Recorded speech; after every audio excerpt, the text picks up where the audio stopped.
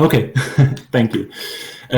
So yeah, maybe I start with some organizational things. Yeah, first of all, this talk is held in English.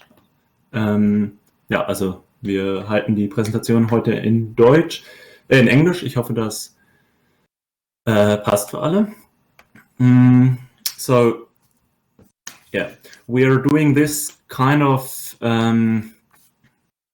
online talk for the first time via YouTube. So if there are any problems concerning the technique, then please write it into the chat so we can fix this problem. Before we start, I want to say thank you to Seebrücke Passau and the Petra Kelly Stiftung, who helped us organizing this talk. So to let you know what we will do during the next maybe 2 hours, we will first start with a really short introduction by me and Sinja. We're part of the group Lux. It's a group from the University of Passau, and we've organized this talk today. And then our 4 guests will make some opening statements. This will be about maybe 1 hour, like a presentation. And then we will have a discussion. And in the end, there will be like an open discussion session where everyone can ask question. We will post the link to the BBB room where we are now into the chat room then. So you can join this room if you want to ask a question or make a comment that you can't write into the chat. During the whole talk, you can write questions into the chat. You can write them whenever you want. We try to answer them immediately. If this does not work, we will try to answer these questions in the end. So please just ask questions whenever you want. And in the end, you can ask more questions or join our BBB room. My name is Anjan, and I will shift to Sinja now. Great, thank you. So hi, my name is Sinja. I'm also part of the group that's organizing this small discussion. Thank you from me as well to all the participants. We're very, very grateful that you found time and agreed to talk to us today. I'm very excited. So I'm just going to say who we're talking to today, actually. So there's going to be Jan, Nazanin, Yaser, and Parwana. Jan is an independent journalist working for the Dunya Collective, which has been reporting from Lesbos for quite some time now. Then there's Nazanin, a cultural media mediator working in Camp Moria. Hi. There's Yaser. He is a media activist, and he lives in the new Camp Moria. And then there's Parwana, a human rights activist, author, and poet who lives at the Camp Ristona. I can't see Parwana at the moment, but I don't think she can hear us. Right. Otherwise, I would just start with the presentation, and that would leave the word to Yaser, Jan, and Nazanin.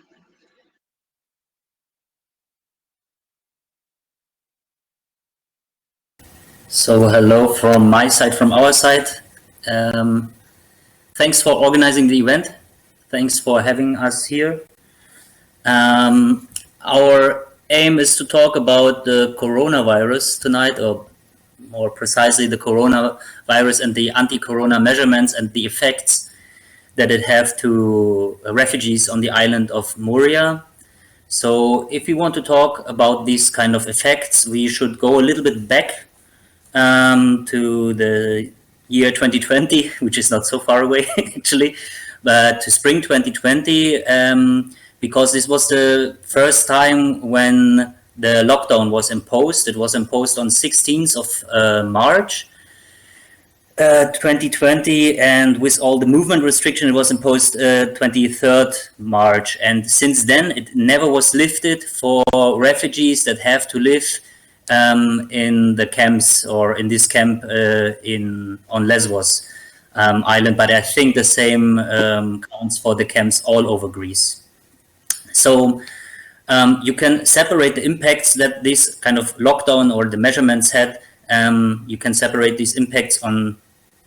You can separate two different groups of, let's say, among the refugees, two different groups. One was the new arrivals, so the people that came early March to the island by dinghies, by rubber boats. And remember, back then we had Erdogan with his policy instrumentalizing the refugees as a kind of political weapon and sending them to the European outside border, to the Greek border.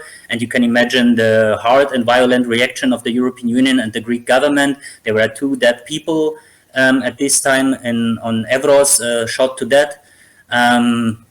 And the reaction here on the island with Frontex and the Hellenic Coast Guard. There were shots fired in the water next to dinghies of refugees to hinder them to come to the island.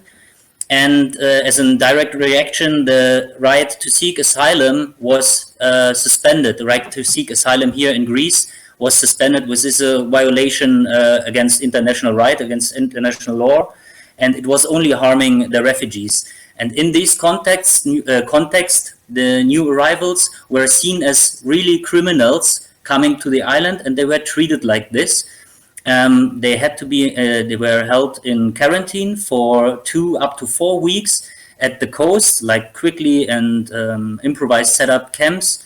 The medical treatment there was a lack of medical treatment. Only the temperature was measured, and doctors gave like advice like eat oranges or because of vitamin C. But yes, people were hosted in flimsy tents or in any kind of makeshift dwellings. They used, for example, old fishermen boats to hide themselves beneath those boats, use them as shelter. And the March here was very cold and rainy still. So you can imagine how horrible the situation was for the people, for the new arrivals. And because they were treated as criminal, as illegal and unregistered migrants, it was not possible to really reach them, inform them, or get in contact with them, because this means to commit a crime. Facilitating unregistered migrants or illegal migrants is a crime in Greece, and this starts already when you start talking to them. So it was very hard at this time. And if these people are, after the quarantine, they were transferred with buses mostly to the port in Mytilene, which is the capital of the island of Lesbos. And there they had to stay inside of the buses. There were families with small kids. There was no hygienic facilities, like no showers, not enough food, and really horrible condition. And there was also an incident that refugees were kept on a military boat. And after all these people were transferred to the mainland, I think a lot of them to Ristona, but also to other camps on the Greek mainland. And retroactively, after the right to seek asylum was in power again, they retroactively were allowed to seek asylum in Greece. So this is for this group of the new arrivals, let's say, in this period of time. But then there was the bigger number of people here affected, that were the people that already have to live in the camp Moria, in the old camp of Moria. So at this time we had around 23,000 people that stuck in the camp and held in limbo under conditions that were inhumane. There was a lack of hygiene facilities, lack of medical care, a lack of security, lack of electricity, a lack of warmth and heating facilities. I think all of you know this, I think, or most of you know or should know the pictures of Moria and what happened there. And at this time, the infection, this is one thing I have to mention, the infection rate on Lesbos was very, very low. It was in the single digits, means less than 10 people were infected at the beginning. So the early close lockdown of the whole island, because it was forbidden to enter the island, helped to prevent the virus spread over the island. And at this time, the camp had not been affected. So, but even without the threat of the COVID-19 virus, Moria was a terrible place already. Here people were destroyed not only by spatial segregation, which means they were segregated from the islanders, from the surrounding by living in such a camp, but above all, they were destroyed by time. Everything was associated with waiting, whether it was going to the toilet, showers, or doctors, the food lines, or waiting for the first or second asylum interview. In some cases, people were stuck in this hell for years. A whole generation of young people loses their best years there. Their dreams and their future are suspended, and they were suspended, and they still is suspended or still are suspended. Despair, depression, but also explosion of violence are the result of such of these forced situations. As we saw then in the beginning of September with the fire broke out, but also beforehand under the lockdown and the quarantine from 2nd September on, when there was a huge increase of violence. So Moria was also a space of violence where a few kind of organized gangs, you could see like gang-like or prison-like violence, terrorized the vast majority of the refugees through theft, assaults, brawls, stabbings, and rapes. Women and children did not dare to leave their tents in the dark after dawn, dusk. I'm all the time confused with it. Like after it's getting dark, to go to the toilet. The justified fear of becoming victims of sexualized violence was too great. So no help was to be expected from the police. On the contrary, women who went to the police to report sexual abuse were laughed at. Refugees reported about humiliation by police officers because of their skin color, of their religion, or sexual orientation, or their ethnic backgrounds. A group of social psychologists and lawyers from Spain organized in Psychosocial. They recorded this reality in a study with 160 refugees and came to the conclusion that Moria could be classified as a place of torture, the old Moria. To quote them, and what they mean with torture, contemporary torture does not always show itself in external scars and physical traces. It shows itself in a violent fracturing of personality, identity, caused by submission to conditions of hopelessness and helplessness, in a sense of absolute loss of control over one's life, pervasive in or penetrating the smallest details of everyday life. So this is something that you can still see going on the island, also in the new camp, that people are losing constantly and completely the control over their own lives. So a lockdown under these kind of violent conditions could only end in a disaster sooner or later. It was very clear. What were the effects of the lockdown that was in power from 16 March on? There was a shortening, of course, of activities. Refugees could not leave the camp to do outside activities like sports, creative activities, language classes, and other classes. Also, the facilities of NGOs were closed because of the lockdown. So they were even not able to reach it because there was also a restriction of movement. 500 people a day could only leave the camp. If this number was reached, you need a special permission to go to the doctor or a lawyer. Otherwise, you were not able to leave the camp. This led to a huge to increase of pressure. And this increases the situation, like mental health situation. There was an increase of suicide attempts, stabbings, fights. In this period, there were huge fights, like hundreds of people were participating in fights, ethnic fights between Hazara and Pashtun people. There were, and an increase of domestic violence. On the bureaucratical side, if it comes to asylum applications, a lot of interviews were postponed due to the closure of migration offices and the EASO, the European Asylum Support Office. So till September, the government managed somehow to evacuate around 10,000 refugees to the mainland because of the threat of COVID. They tried to target the most vulnerable groups to evacuate them somehow. Even so they promised bigger numbers, they were not able to do it, as so often.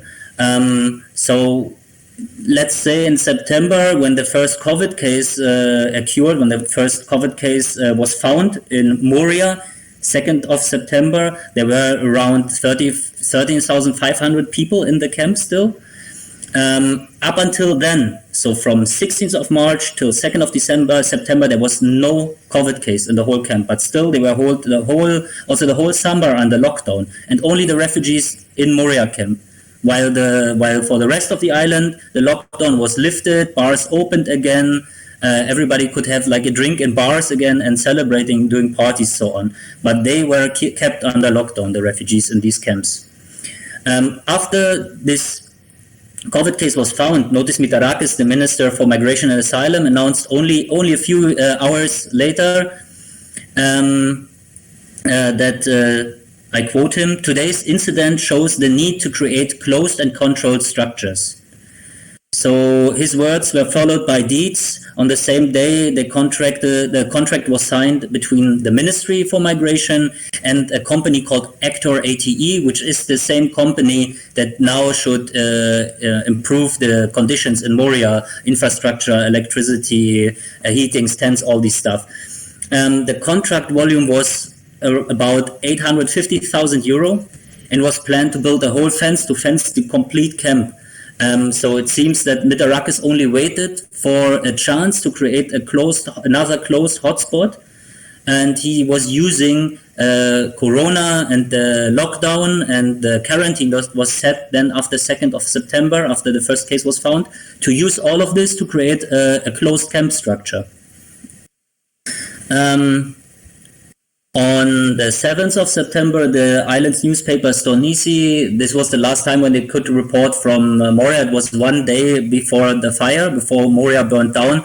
There were 17 positive cases found, within 200 people tested.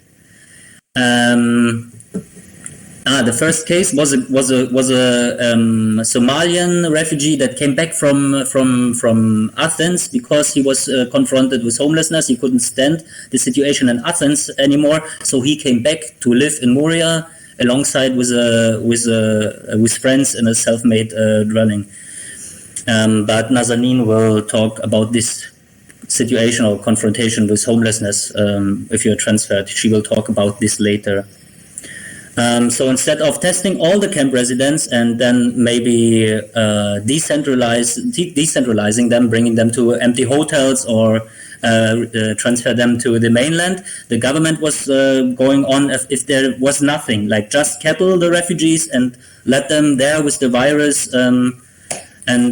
Yes, we will see what will come out. So really the government, they had enough time from March till September to develop a real plan what will happen if there is an outbreak, but instead they did nothing. There was an incident with Doctors Without Borders.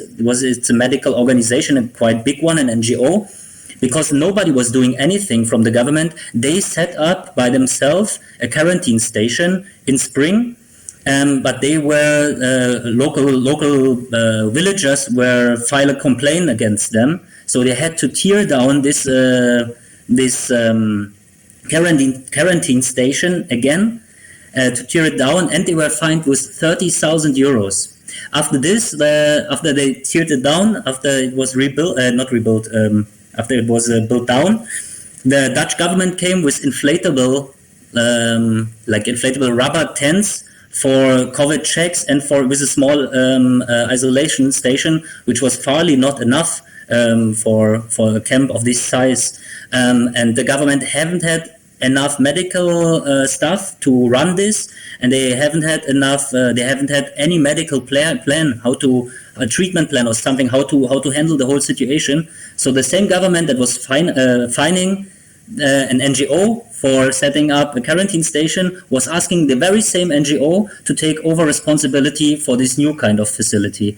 It shows how chaotic the situation is, and I say that this kind of chaos, it is wanted.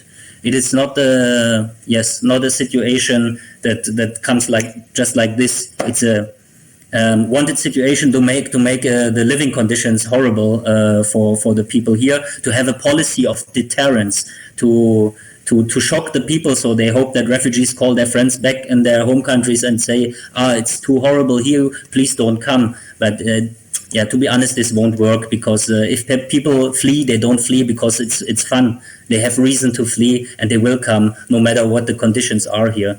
So if they run from war or Taliban, they will come anyway.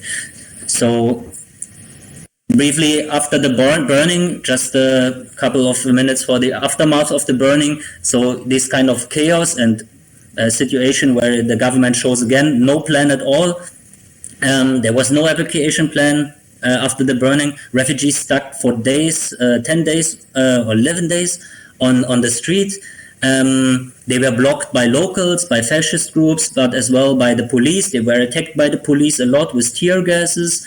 The police made a kind of a blockade strategy. There was a shortage of food, of water, and other supply goods. And refugees were demonstrating for their freedom of movement. They were asking the European government at this time to open the borders, to accept them. They were let's say, there was a flowering up. There was a kind of a protest wave, but it was cracked down brutally on two levels. One level, psychologically. They told the refugees completely lies. They set up a new camp on an old shooting range in 72 hours, and they told them, we have toilets there, security there, we have showers there, we have Wi-Fi there, which is up until now a complete lie. Also with enough toilets or enough showers, it's a complete lie up until now. And they were saying, and this was an official note by the migration ministry, that if you're not going to this camp and register yourself, your asylum case will be suspended. Yes, thank you. The asylum case will be suspended. The second level or layer they were forced into the camp was with pure violence, police violence. Police was attacking. They shot tear gas on head height on people. They were attacking the children. Like a lot of parents saw the children crying and screaming because of the tear gas, and this violation by restricting or shortening the food and water supply. Of course, people at a certain point, they cannot stand this horrible situation anymore, so they kind of surrendered. But they surrendered because there was a massive use of violence, so they entered the new camp. And in the new camp, then, coming back to COVID, everybody was tested, and it came out that they found about 200 positive cases, as far as I remember. And the situation was the following, that these people were brought into isolation, and it was a horrible situation, because at this time the camps had no floor at all. It was bare ground, and people had to sleep there also for these positive cases. Just a few toilets for a couple of hundred of people. They were behind barbed wire. They were treated like they are criminals or something. Yes, so horrible situation. And yeah, maybe we can come now to the new camp itself. And I share this part with Yaser, the media activist. Maybe I have to switch back and activate the presentation. It takes a while.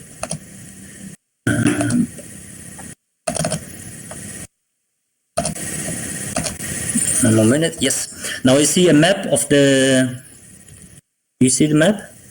Or I have to do it. There is a delay. There is a delay. Okay.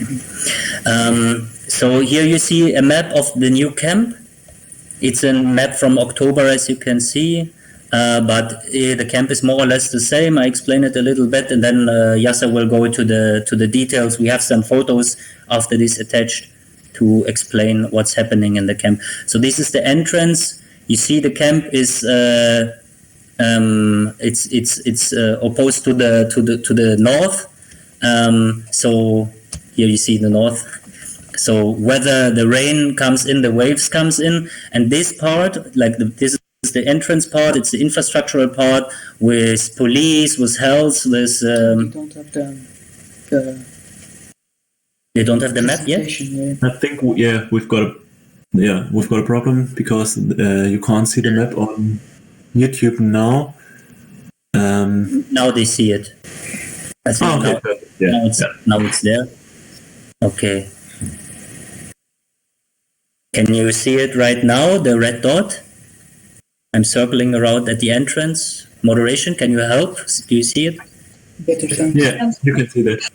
Okay, so this is the main entrance. This is the main road coming from Mytilene is here, and it's leading up there to Panayuda. So it's exposed to the north with a lot of rain and the waves coming into the camp. This was the infrastructural part. Sorry. There you have registration, you have UNHCR there, you have Yodi and health facilities there, this small part here. This was an isolation area, but it's not now. There are actually no COVID cases in the camp. We will talk about this later, why there are no COVID cases. In the beginning, this part in the camp, of the camp was flooded a lot, but now this part is kind of evacuated, and these people are transferred here to this part. So this big part is for living. And if you see politicians walking into the camp like Mitsotakis or Mitarakis, the Prime Minister Mitarakis is the Minister for Migration, always they go here.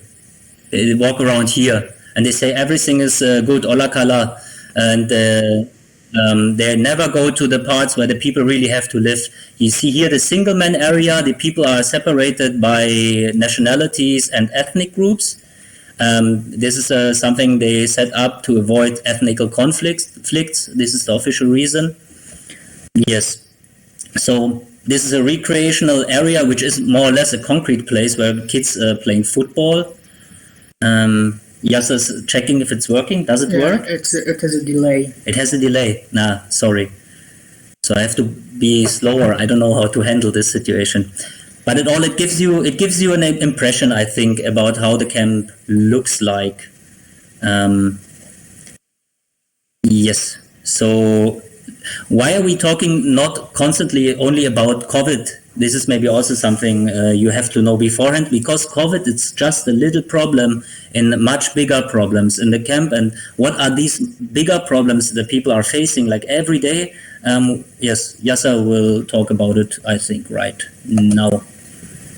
Yeah, so when I came to the island as a refugee, I didn't really expect a perfect life here.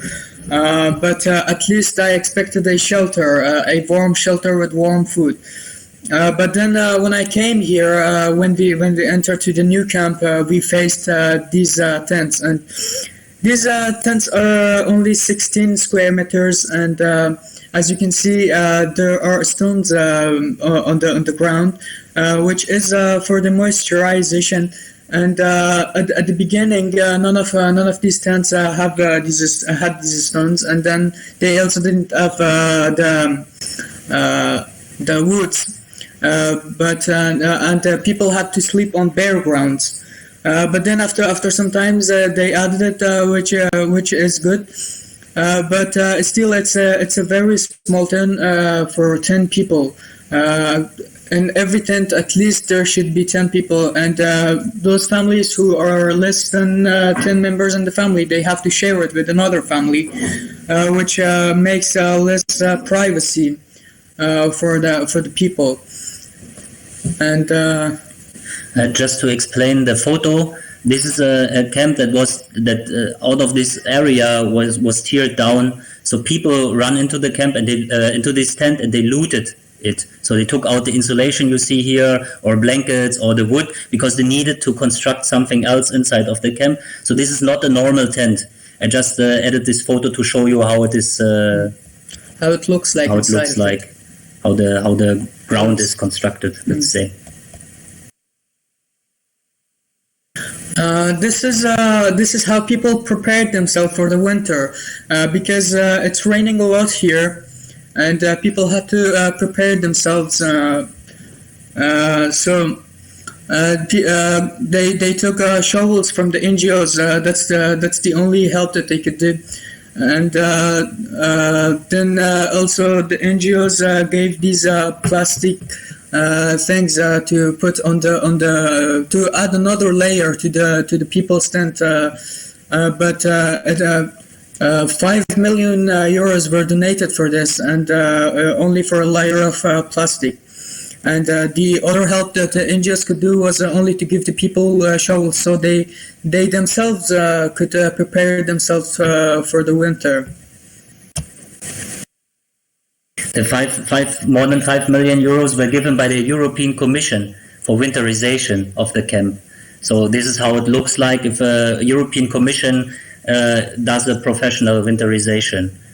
So if they talk about, because often in their publications they say we winterized the camp and they are insulated now. They're insulated by plastic tarps. If you are lucky, you have 3 because you stole one tarp. If not, you have 1 or 2. Yeah, like it was shown in the previous picture. That's why people are looting. We have a big delay here. And this is the situation of the electricity situation in the camp.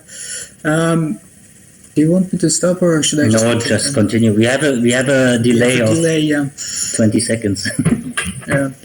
So this is how the wires inside of the camp look like. This is not secure at all because they are on the open field, and everyone can connect and disconnect these wires. And this is how they connected them. Like they're everybody has access to it, and people start manipulating it. This is not how the government connects it, but people, like, they are broken, and then people start to fix it by themselves. Yes. Yeah, and as you can see in this picture, these wires are on the ground near to the water, which is very dangerous also for the kids who are playing around. And it's coming back again. This is how people are dealing with the connection of the wires. Should I continue? I think wires. So this is it's really a catastrophe. We have some more pictures. We thought it's going faster, but I think we just go through this part. Yeah. You wanted to talk about how many hours do you have electricity and.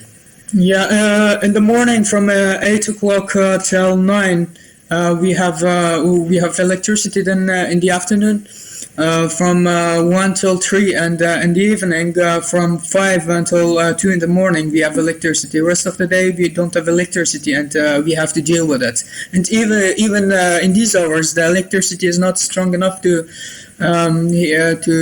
so we can use heaters or cooking pans, for example. If you're cold in the tent, you're cold in the tent. You can't do anything except putting blankets on yourself.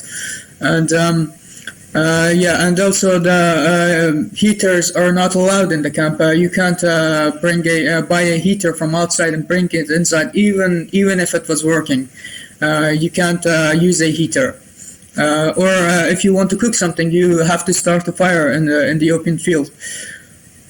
Which is also dangerous. But if you want warm food, you have to do it. And because of the bad electricity, there were 2 fires already, 4 tents, you said, huh? Yeah. So it has been 2 times of fires that this affected 4 tents. And also there is you can find pile of wire electricities inside the tents while the family, our children, are living inside. I don't know how is the construction, but there is lots of wires inside the tent set.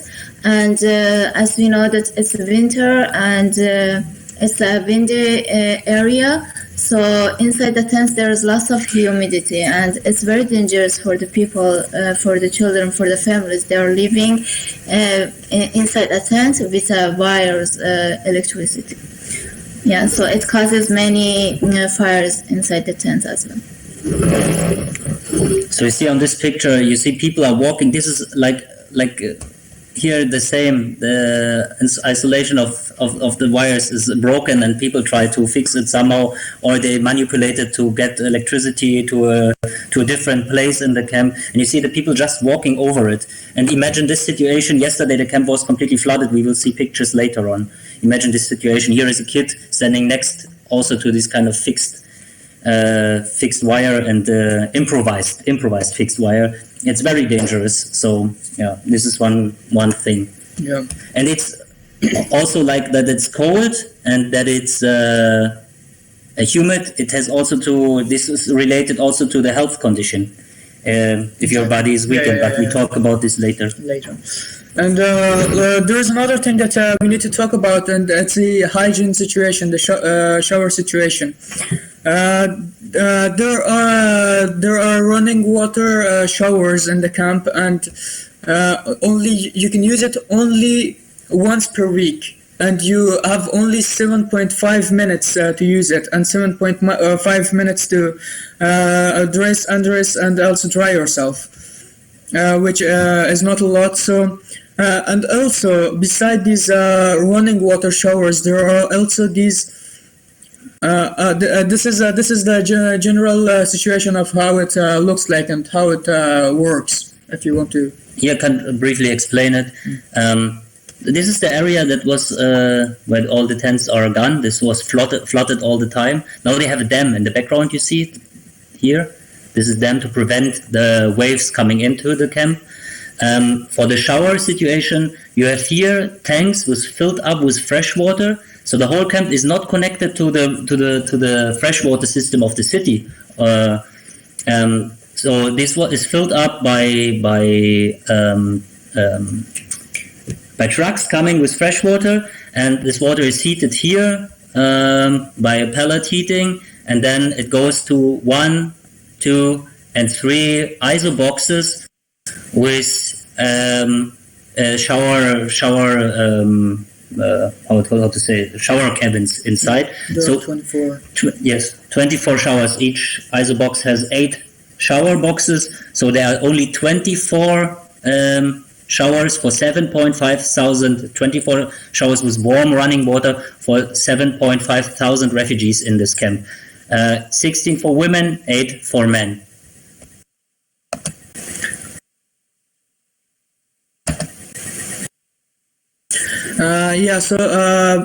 Because that's not a lot for that amount of people. There are also these bucket showers where you can go and wash yourself. But these are also very limited. Like there are only 3 stations of these bucket showers, and when you go there, you have only limited amount of water that you can use, and wash yourself. And as you can see here, this truck is filling up this tankers for the people to here is a water station. So the truck is filling up the tankers so people can use the water. But when these waters is empty, these tankers are empty, people have to. They don't have any more water, and we just had a small change in the presentation. Don't be disturbed by it. These are as well bucket showers now. The other ones, the plastic ones shown before, you will see it right now with a small delay on YouTube. Now you see it. These ones are the self-constructed. The other ones before, the plastic ones, they look like Dixie toilets, like chemical toilets, but they are showers, and they are provided by humanitarian organizations, by the Red Cross and by some NGOs. These bucket showers are made by refugees themselves, and as you can see, the running water is not being saved up somewhere, and it's running through the wool camp. So this is also another reason that the wool camp is always humid, and the tents are also humid. And as you can see, the water is too close to the tents.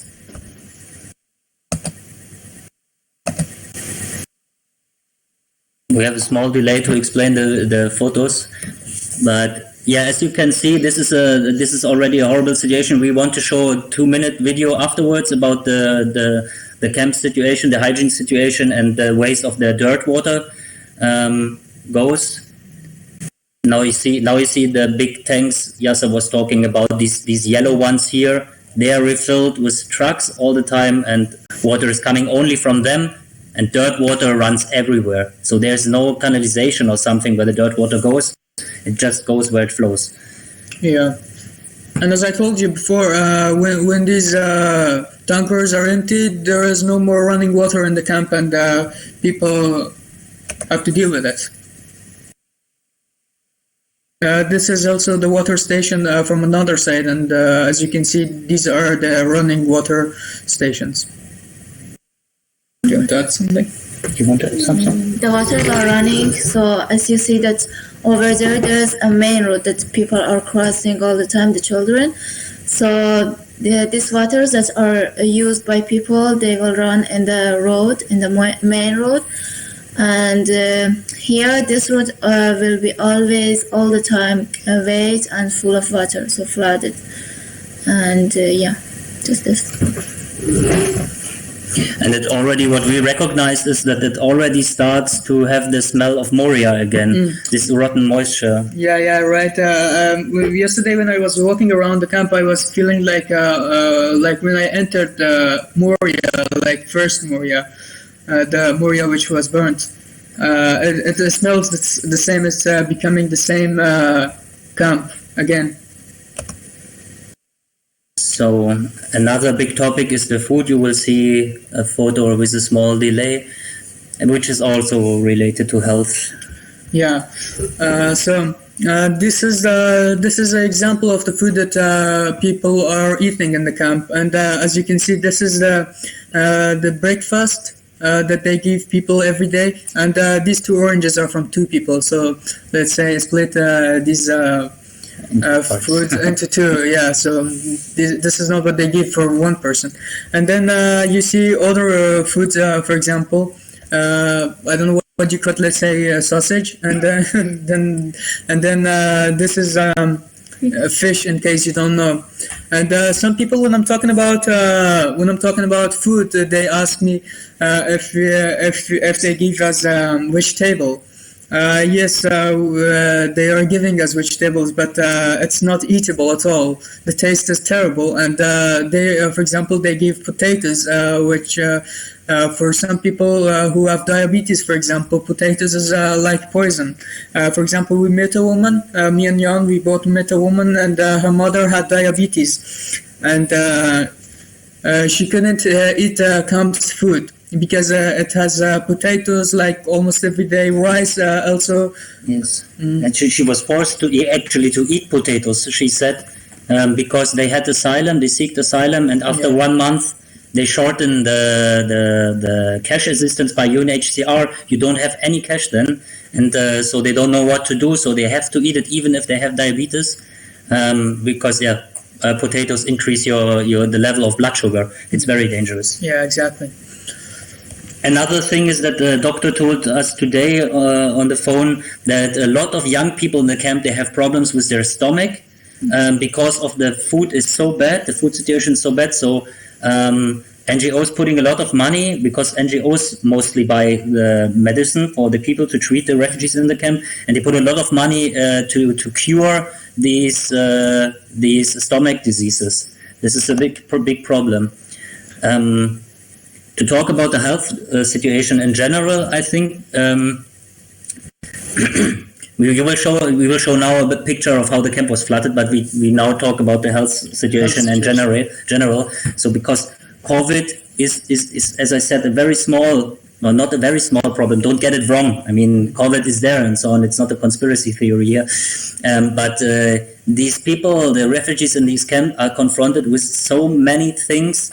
They have back problems, muscle problems, skeleton issues due to the problem that they have to sleep on the ground. Some of them had to sleep like 1.5 months on the bare ground on stones, as you could see. Now the situation is fixed a little bit, but beforehand they had to sleep on bare ground as well in Moria. So imagine old people sleeping 2 years or 1.5 years on this ground. They have huge problems with muscles.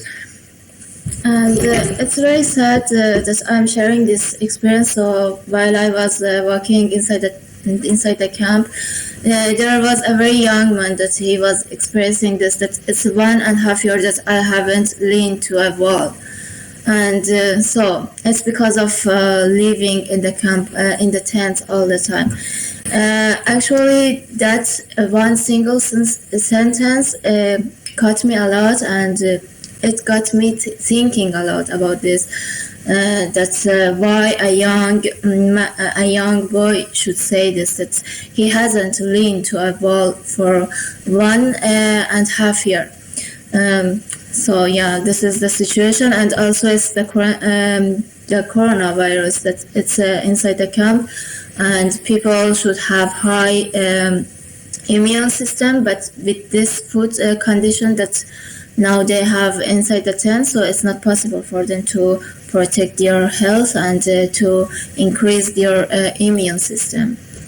So mainly, if it comes to the medical part, you have to separate two parts: psychological and physical. And the physical ones, as I started, was the ones with the back or muscles. But the most problematic thing is the scabies epidemic that is still there. It came from Moria. It was already in Moria there. Today, the doctor said 40% of the camp are infected with scabies. And this skin disease, it's itching, and you start scratching, and you have a wound, and this wound is infected, and this infection is going bad, and people have to be treated with heavy antibiotics. This is also due to the lack of hygiene. It's impossible to treat this in the right way, because you have to go to the core problem, and you have to wash your clothes. You have to be able to wash your clothes with 60, 70 degrees. And the small animals, I don't know, Milben, it's in German, I don't know the English word, the small animals causing the skin disease, they can reproduce themselves very good when it's cold, when it's wet, and when it's dusty. And exactly these three circumstances you have in the camp. And this causes also a lot of psychological problems, because you cannot sleep properly, because you're scratching all night long. The kids are screaming because of this. And there is a small plan of treating it. Each day, Kitrinos, like the clinic, gives out 20 tickets. So each day, only 20 tickets can be treated for scabies with some cream and some pills. What else? You have respiratory diseases, but you have it less than before recognizable. Why? Because people are afraid if they have like fever or coughing. If you're coughing, you're not going to the doctor because you're afraid to be tested of COVID-19, because this means you go into isolation. And they know that the isolation situation is, even if it is improved now, as the doctors told us, because there are ISO boxes, you said as well. Yeah. So the situation is improved, but the people are afraid to be separated from other people and to held under this isolation situation. But normally, if you are positively tested, there is not a single COVID case in the camp today. I was asking especially for today, but the doctors say because the people are afraid of testing because of these reasons. And you cannot force the people to do so. So this for the physical health situation. Mental health situation is a catastrophe. Yeah. I know a lot of people, a lot of friends who used to be totally different people, but now actually even in the Moria they have been changing a bit. But now since we entered this new camp, their situation is totally different. Their behavior. I know a guy who never smoked a cigarette before, even in Turkey. But when he came here, he became an alcoholic, and he's taking these pills like tramadol, for example, and Lyrica. I don't know if that's the exact name of it, but that's what people call it. People call it La Liga. Yeah. Tramadol is an opiate. People that have access through a description they got from the doctor, they buy the pills and they resell it in the camp. And a lot of people take this as an advantage to get away from all this pain and all this hardship they face in the camp.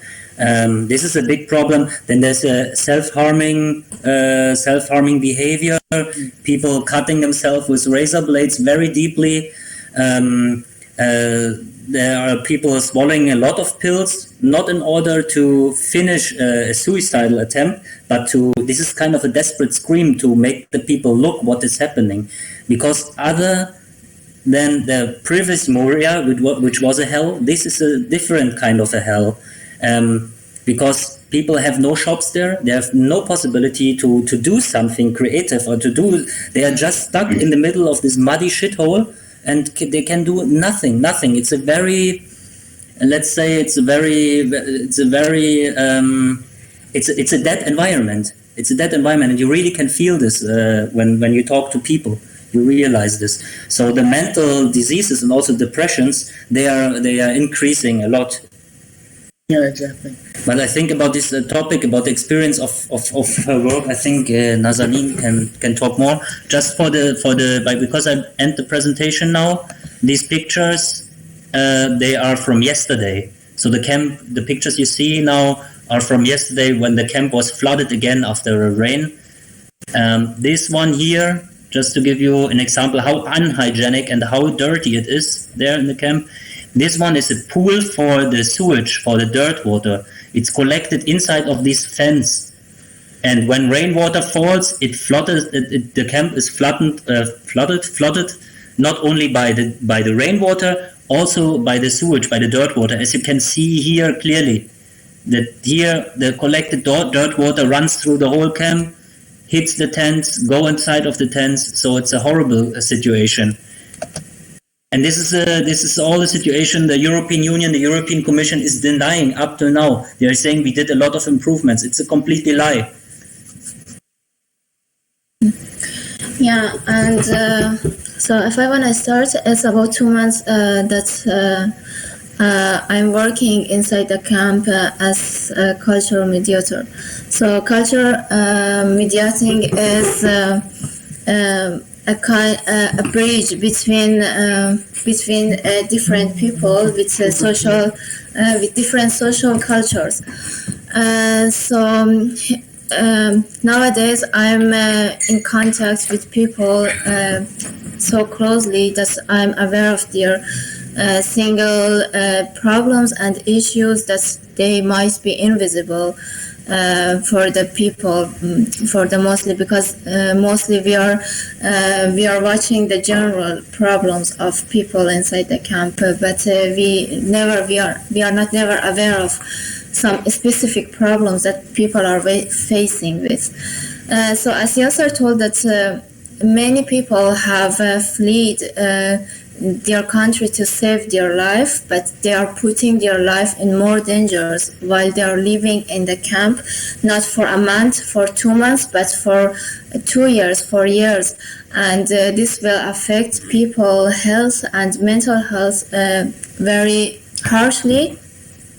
And people have fled for something, for some security, but they are so let's say that it's playing with their life while they're living inside the camp. So one of the most big issues that people are confronting with it is the mental health, that people are feeling frustrated and they are dealing with depression, with serious mental health. Not even the elders, the people, but the children. And there are lots of families that they are dealing with the depression of their children in very small and young ages, and they have no idea what to do with this. And it has turned to a big suffering for the parents. And first, there is not enough psychologists and medical actors for this amount of people inside the camp.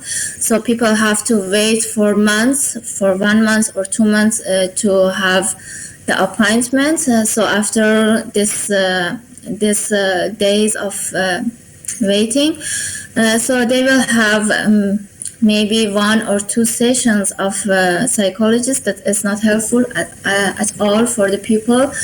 And they would be given very general advices by the psychologist, that these advices could be given by anyone, by a friend even. So try to stay strong, try to think positive, try to have some walking, some fun, sports. So these are not the procedures that should be taken for a mental health patient. This is not the solution, so it's not professional at all. And I know that there is a lady in the camp that she was facing with a very severe mental health problem. So fortunately, she was able to have, for example, 8 or 10 sessions of psychology, so appointments. And every time that she was going, she was following by many psychologists, not by one psychologist. So every time that she was referring to the psychologist, she was facing with a new person, a new psychologist, that she had to tell her story, her problem over and over, and it was a bad recall of the incident for her. And when we went to her, she was very distrusted by the psychologist, and she didn't agree to refer to the psychologist again because she was afraid, and she's thinking that it's not helpful at all, but somehow she has gotten worse than getting better. And so this is not, I don't think if this is professional, and by this problem, many questions come up that what are the psychologists and medical actors doing exactly? So are they working according to constitutional rights of mental treatment decisions, or they just come and try to be a doctor or psychologist because the people are refugees or something like this? And many times I have heard that they are not even professional when they are here. And so this is about the mental health and the medical actors inside the camp. And that so if they are doing the right job, so why people are refusing to go to a doctor, and they prefer to suffer in their tents and to tolerate the pain, but not to go to the doctor. And the next thing is about the children, that they are just having their time on the grounds, on the fields. They are playing, even they don't have a proper kind of playing inside the camp. So the children are playing with the dust, with the mud, with the stones, and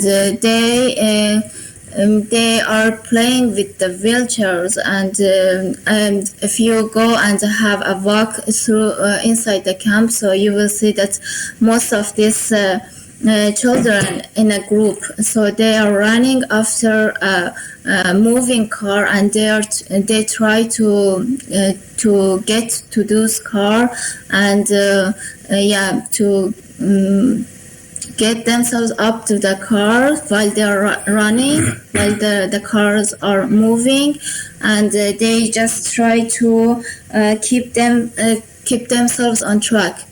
So this is really dangerous, and I have seen that lots of people, they are trying to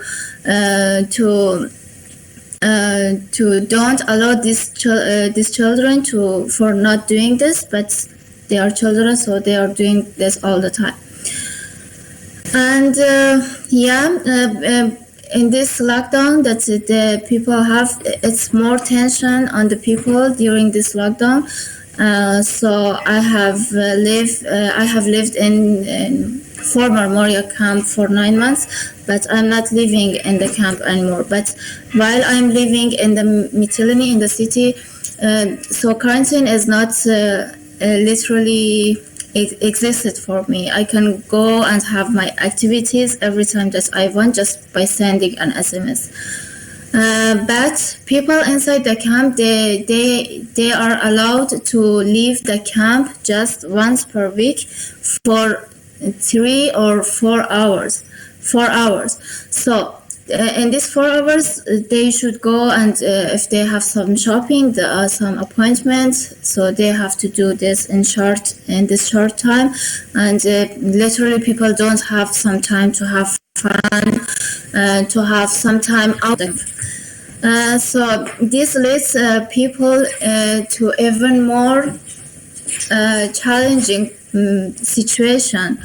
So everyone could face with lots of mental health problem because of this condition. And I'm witnessing lots of my friends that they are living inside the camp, and they are facing with these problems, and they have got this. So I can change lots of changes into their behaviors. And I'm really worried about this. And so most of the people think that when the problem is with this process of waiting people for their asylum results, and while they are waiting for their interviews for the results, so if they got the refugee status, everything is fixed and everything is okay with them. But let's say that the misery is just beginning, because after having their refugee status or the ID that they receive from the government of the Greece, so after a month their cash assistance would be cut off, and people won't have cash to even to buy a food. So lots of people they are living inside the camp, so they get that food that you saw. It was very bad, but there are some people that they are living outside of the camp because of their specific situation.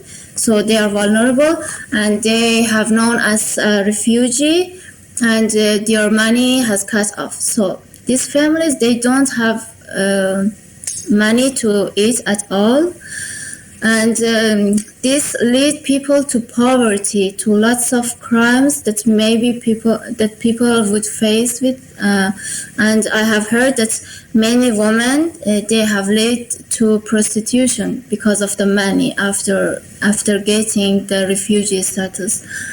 And I have no idea.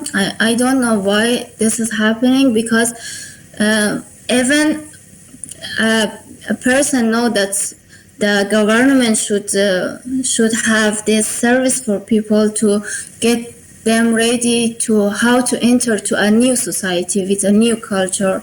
The government should get them ready with the languages. So when the people they get the refugee status, it's not the solution to just left behind for themselves to go and have your own life.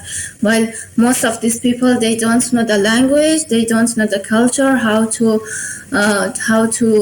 enter in a new society with new culture. And so this is, I think this is the very problematic issue that leads people to homelessness, to the crime, to the prostitution, to many big problems, that after a while the government and the local people, they will blame the refugees that why they are doing such things, but they don't know, or they don't want to accept this, that this is something that is done by themselves, not by refugees. Yeah, thank you. So for the case of the follow-up, let's say support for refugees, if you seek asylum, you can apply yourself for Helios program, and this is a bureaucratic burden. This is an obstacle, and bureaucratic obstacle for a lot of refugees due to the things Nazanin mentioned. Yeah, but the Helios program, it's getting a long time to apply. To apply for it, and during this apply time, so people still they don't have nothing. They have nothing to eat or. Yes. So once you have your asylum, you seek the asylum, then you need to apply for an AFMI, it's a tax number, Greek tax number. Then you need to apply for Helios. You need a tax number, you need a bank account, and you need a contract, a house contract that lasts for at least 6 months. And all of this you have to have without having beforehand any kind of Greek courses. I mean, you need a social worker to help you with this, but there's a lack of everything, of every help. And often, like if you don't, often they refuse to give a tax number here on the island to make the people leave the island. So there's a racist behavior in the bureaucracy. Without a tax number, you don't get a bank account. Without a bank account, you don't get the contract for a house. Or the landlords, they refuse to give a contract because they are racists. And this is it's quite a catastrophic situation, let's say. And it's done by will. It's this new law that your support is cut off after a month is made by this government, was made by Mitsotakis in spring.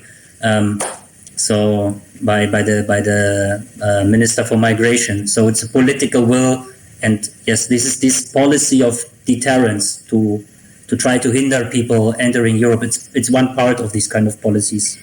Yeah, so for the Helios program, the house contract is required, but people don't have money actually to rent a house, to have the house contract for that. So it's very complicated even to apply for this program.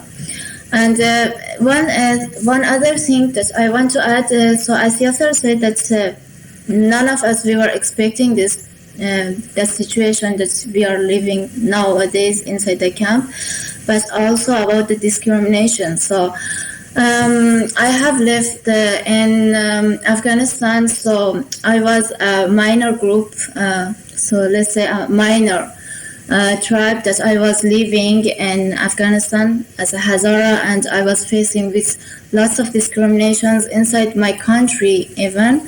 So after that, I immigrated in Iran, and I faced lots of discriminations, even force in the Iran. And when I was coming here, at least I was expecting to not face with discrimination again. But nowadays, so it's again, I didn't expect Europe to have this kind of discriminations with the refugees. And so I see lots of discriminations, even in hospitals, while we are referring to the hospital. So they have a very discriminated behaviors with the refugees, with all of us, most of the time, yeah. So, unfortunately. We talked almost an hour. Thank you for listening, and Parwana is the next. Thank you. Parwana, thank you for your patience.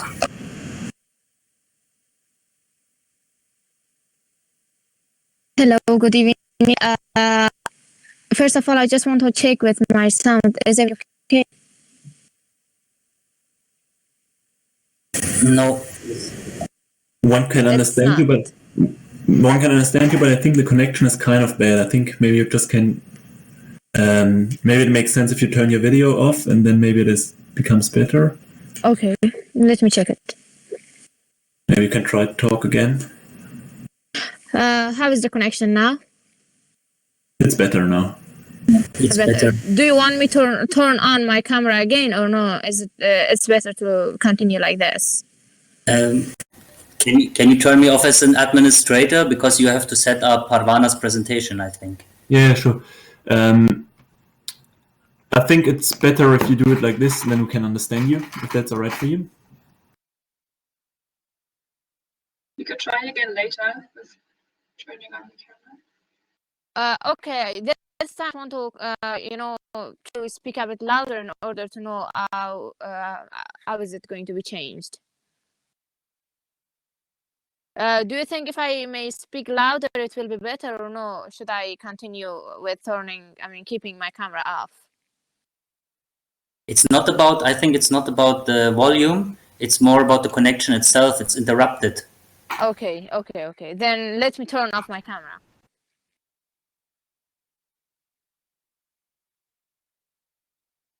Okay.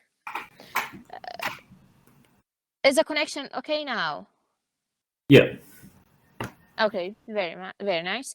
So, good evening to everybody. Thank you very much for your patience, and also thank you for setting this program in order to give information about the condition, about the migration and pandemic.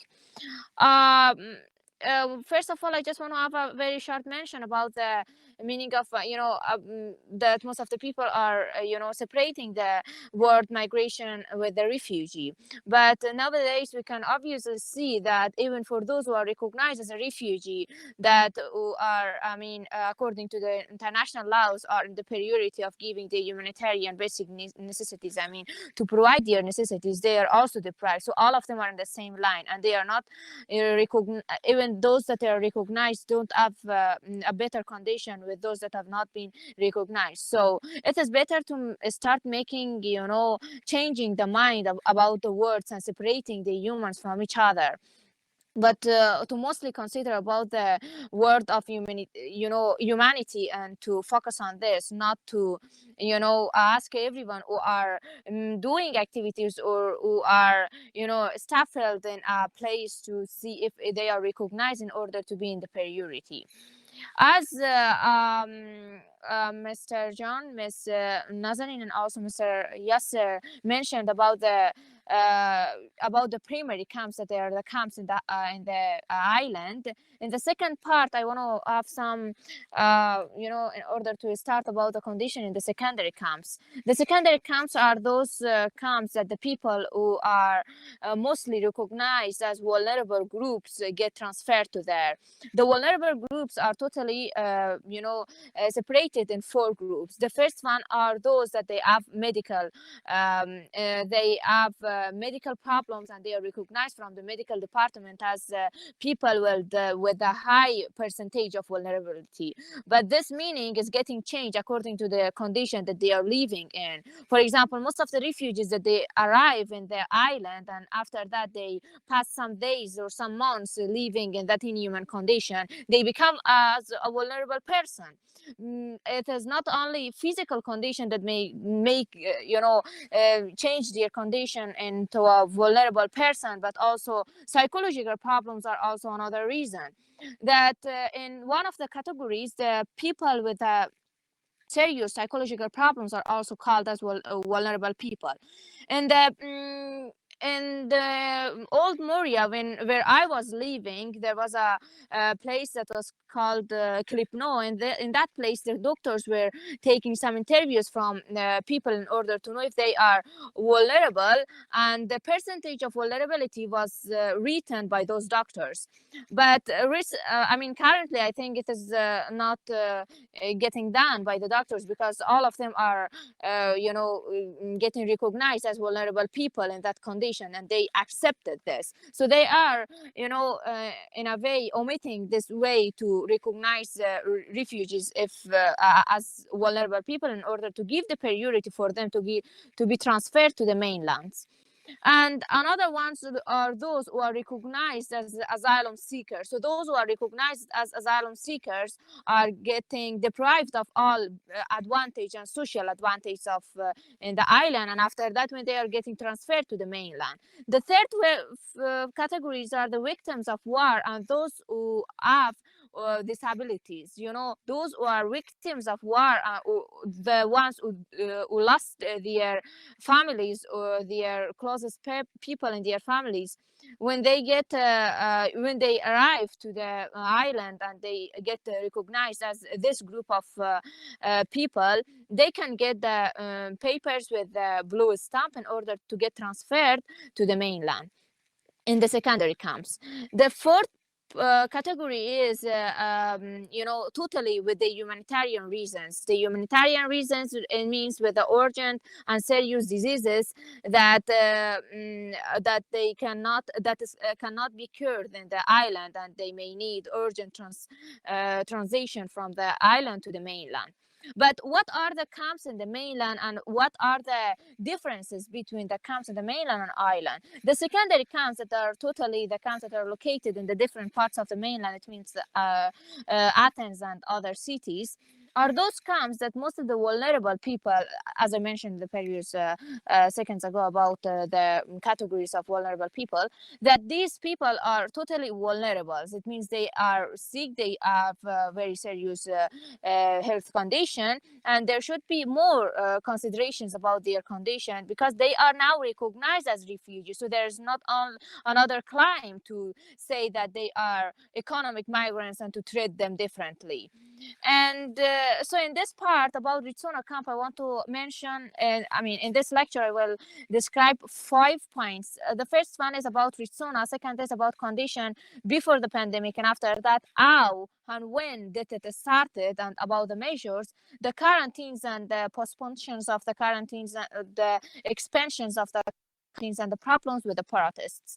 And after that, about refugee camps, the similarities and the differences.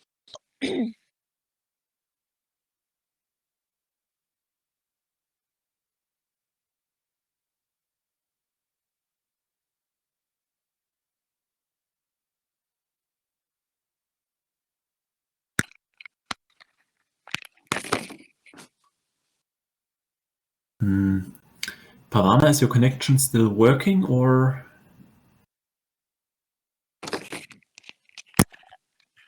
Sorry for the interruption. Can you hear me? Yeah, sure. Okay. Okay. One can hear you. So yeah. Okay. I just went to open the door, so sorry for the interruption. No problem. About Ristona camp. So Ristona is one of the biggest constructed settlement of refugees in the mainland that is located in the 72 kilometers in north of Athens. That is about 1 hour distance with a bus. And obviously it is among nowhere. It means it is in the middle of active factories that is producing, dangerous gases. The dangerous gases are getting produced from these factories. In 2016, the first arrivals that were commonly the Kurdish people arrived, and at the end of 2019, 3,000 new arrival refugees that mainly they were vulnerable families that they got transferred to this camp. This camp is separated into 2 parts. The first part is called as an old camp, and the second part is called as new camp. In the new camp, that is, that as you may notice, it is a sound of making discrimination between the communities, that new arrivals should have new constructed houses and the old ones, they should stay in the same place. And we add some arguments. There were some arguments between inhabitants of the camp about this point.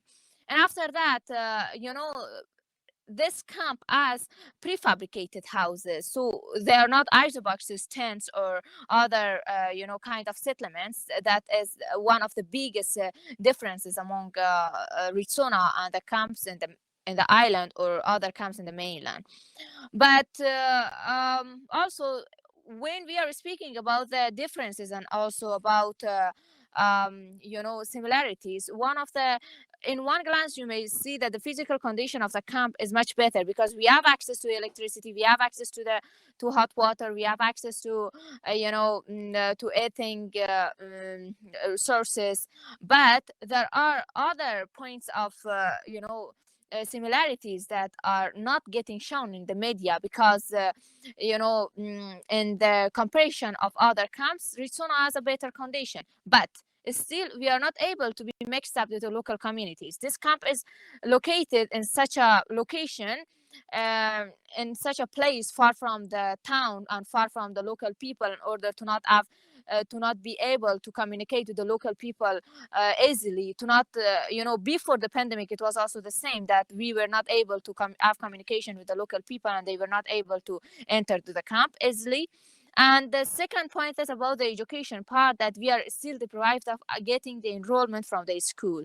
And there have been many excuses before the pandemic and after that all of these refers that there is no consideration about the education of people here. The fourth point is about the segregations that the communities are facing, like as Mr. John, mentioned about the way that they are separating the communities from each other in order to, it is their own claim that says it is because of their own safety in order to not mix up the communities with each other. It is here. It is also the same, and main and the original point is that they want to have control on the communities better in order to separate communities from each other, and after that the refugees, total refugees from the local people, in order to make not to not give this chance for them to know each other and to not get enter to the society. And another point is that we are not able to to enter to the society, to have communication, to know about the culture, to know about the way to have a stronger communication with each other, and to know each other, to have a better understanding from one another. Also, in this point, I just want to start about the way that pandemic broke down, and that it started from Ristona camp. It was the first day of the 1st of April that that the first cases of the coronavirus got recognized from the Ristona camp, and it was Ristona was the first camp that we faced with the COVID cases, and after that we got it was a big shock on all the inhabitants in the camp. Because on that time we didn't have the medical department, with a more number of the medical department that may have activities in the camp, and people were all afraid because nobody had enough information, and they were not aware about the way to have their protection and to keep their safety. The less informations were getting shared among the communities, and it was something new for all of them. When 22 positive cases of coronavirus got recognized in the camp, they were all shocked on the way that they can control them. If you can change the slide, because I want to show the tents that the refugees were. They are the mini shops. If you can have a small pause here. So these are the mini shops. In the mini shops, the mini markets, people, they are doing their own activities. It means they are selling some goods, and they are running some initiatives in order to because they are the residents that they have been here since 2016 or 2017. So it is for 7 or it is for 5 or 3 years that they are living in the camp. So they had to start some activities in order to earn money, because they are recognized as refugees, and they are still waiting to have their ID cards or passports in order to find their ways in another country. So it will be the fate of those who are living in the island, because there are many people that they were living in Ireland, after that got transferred to here, and they will stay here in this condition for more 3 years. So it is a big matter of wasting of time and life, and mostly for the new generations and the youths. And the next photo we have, it's again the same thing.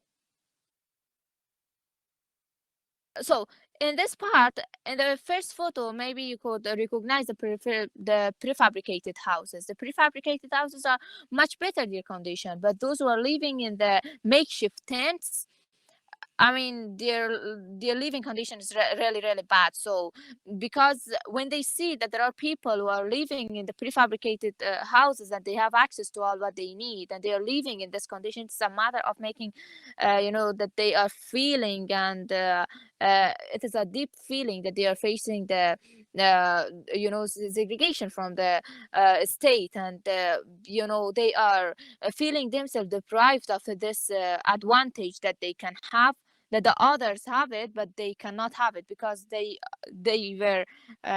got transferred, or they came to this camp earlier than them. And the next slide that we may have, this is the tent that they built it in another, free space of the camp in order to keep those who were recognized as people that they had, coronavirus.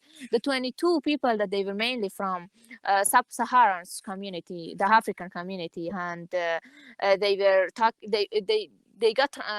they were recognized as people with positive case. But when the authorities in the camp wanted to keep them in this place without having consideration about their health,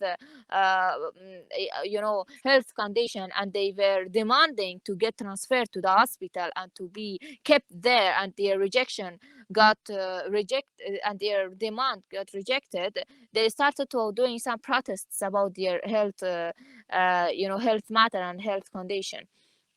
After that, they started building some more tents like this in order to keep them, and even they forced them to stay there without providing their basic necessities there. So they were rejecting all the time, and other people were, they were getting worried more and more, because, we were in a close contact with those that they were recognized as people with positive result. And after a while, after a week, they started, getting away this tent, and they told them to stay in their tents, but nobody were staying in the tent. The number of infected people were getting, were raising, like from 22, we add another 19 positive number, and after that 7 positive number, and each time it was getting, another new positive cases. And like that, Ristona was called as hygienic bomb to local people and to other people that they were not aware about the condition. The hygienic boxes, and also the dry food of boxes, that inside of that they were not all the necessities of a family, were the only part of the distribution from the authorities. You may change the slide now. People didn't have information, and all of them were all together. However, more positive cases were getting recognized, but they were making their small groups in different parts, because because we didn't have actually access to the internet in order to aware ourselves about the about the measures, about what's happening in the world, and to make some awareness about ourselves. But so people were starting, having more gatherings with each other, and after that, as small groups of the awareness group, we youths of the communities started to separate some information and get some information from the medical department and to share them between communities, because the authorities, and mostly those from the organizations like IUM, they were not getting close to the houses, and they were giving information from 1 or 2 meters, 2 or 3 meters far from the houses. They were giving some basic informations, but not about the COVID tests or COVID condition, but it was about other issues that considered about the asylum process. Next slide. It was in the middle of when they were asking and demanding all the people to stay in their houses. They started to evacuate people that they got that they were recognized as people with the ID cards, and those that they got recognized from the state. So as also Nazanin mentioned about that the people that they get recognized as refugees, they cannot have their cash cards, they cannot have their they cannot use the social advantage that is given in them, and not in the island, of course, that is given to the refugees in the mainland, that they cannot have any one of them. So people started to have a demonstration, and in this demonstration that was supported by the solidarity with migrants and other Solidarian people in the camp, they came together with us during this COVID condition in order to support our action and to not let those people that they were totally 72 families with small children and some pregnant women they were, they were going to be forced to leave their houses. And in order to, stop this action, we refugees started to have this protest. That first, this protest was going to be stopped by the representative of the Minister of Migration. The representative of the Minister of Migration came in order to not let the refugees in the Ristona camp have this protest, because they were afraid of other, to be faced with the same action from other camps, because it was not only about Ristona that they had the same problem. It was a reclaiming of the state of to evacuate and to kick out many of the families from their houses that they were living in the hotels or in the camps. The next slide, maybe you can have. You see, this is one of the biggest, the biggest protest that we could have with the Solidarity with Migrants group. And in this protest, many of the families, they came from their houses in order to ask for the right to stay in their houses, because the system is not well designed. These refugees are supposed to, we that are living in this camp, we are supposed to leave our houses after getting recognized as a refugee. But the question is, how can we get and how can we come into the society when we are not able to communicate with other people, when we don't have the right to learn the language, when there is no program for the adult people and only the education program is designed for the for the smaller, for those that are underage. That recently, in order to reduce this problem, we are doing some educational activities for for the adults, mostly for the men and the women, in order to be able to communicate and start up jobs. In the previous, discussion that Mr. John and also Ms. Nazanin mentioned about the Elios program. In the Elios program, that many of the refugees, none of the refugees, they are accepting to get into this program, because this program is not also well designed, without having the consideration about how a refugee can enter to this program. They are designed this program in order to, repress the voice of refugees who are asking for the next step of getting recognized. So how they can continue when there is no, when their cash cuts are cut, when they don't have, when their asylum process is postponed, and also when they don't have the ability to ask for their FMA and other tax numbers, and they are not able to get a house in order to give the contract and to be registered in this program. So it is totally not well designed. It is not something that a refugee can be able to get in. In another slide, maybe. It is another demonstration that we did it after that one. And in this demonstration, most of the refugees were asking their cash cards, their asylum cards, and also a lot of them, they were asking the passports. There are refugees that they are living in the camp since 2018 or 2017, but they haven't got their passports, and also most of them that they are here for more than 1 year, that they haven't passed their interview. And like personally for my family, we haven't got our our interview date. So every time it is postponed, and there is no answer for this. This is not only about the asylum process that we had to have the demonstration. About the schooling and the education right, we faced with the same problem.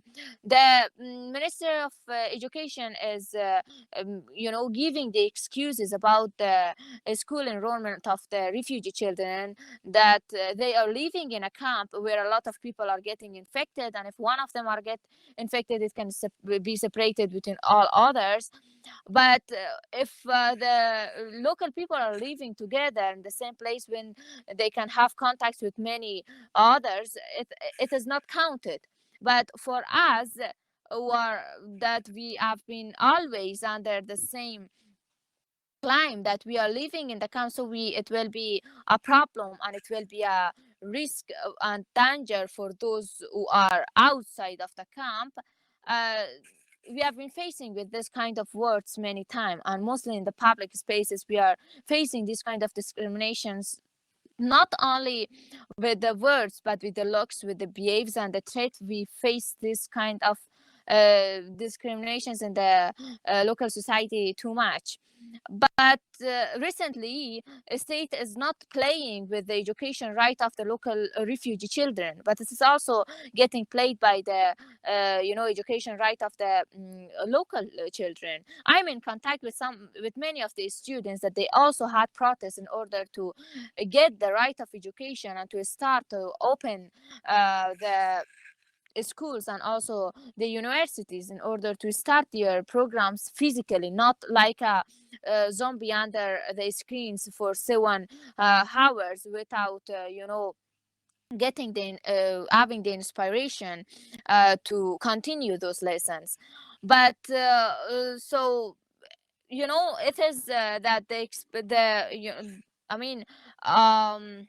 all these kind of costs and expenses are not giving and are not designing in order to give the education right for neither the refugee children or the local children.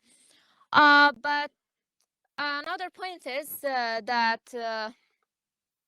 in another slide, maybe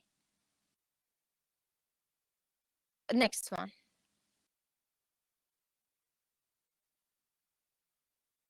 It is another point of the hygienic programs and also the way that they were trying to, prevent the number of the infected people. In the beginning, many of the people were protesting in order to get this, to pass this vaccination, to pass the COVID test in order to know if they are infected or not. But there were limited number of the tests for them, and only those that they had, for example, urgent problems in order to get transferred to the hospital and they had the appointments, were able to have this to have the COVID test and to pass it. And many of the people that they didn't have access to other to the food, it was only the foods that we had in the mini markets in the camp, and after a while it was finished, and many of the people faced the food problem. In the middle of all these problems, we didn't have also communication, and the journalists were not able to enter to the camp. Many times, personally, I had a problem with the authorities in the camp that they were not allowing the journalists to enter. And they were bringing many excuses, but the main one and the hidden one was that they were afraid to, make this sound among the local people and to make them aware about our condition. Because before this COVID condition and before the time that Ristona was recognized as the first camp who had the positive cases, nobody were aware about the location of Ristona. Nobody knew that a place with more than 3,000 people is located in a part of Khalkida, the small city where Ristona is located. So far from that. That's why they don't want to make to let the communication of the refugees to be strong with the journalists.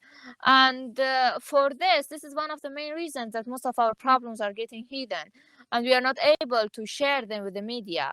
And because there are less opportunities to make this voice, to make our voices be heard. Another slide, maybe.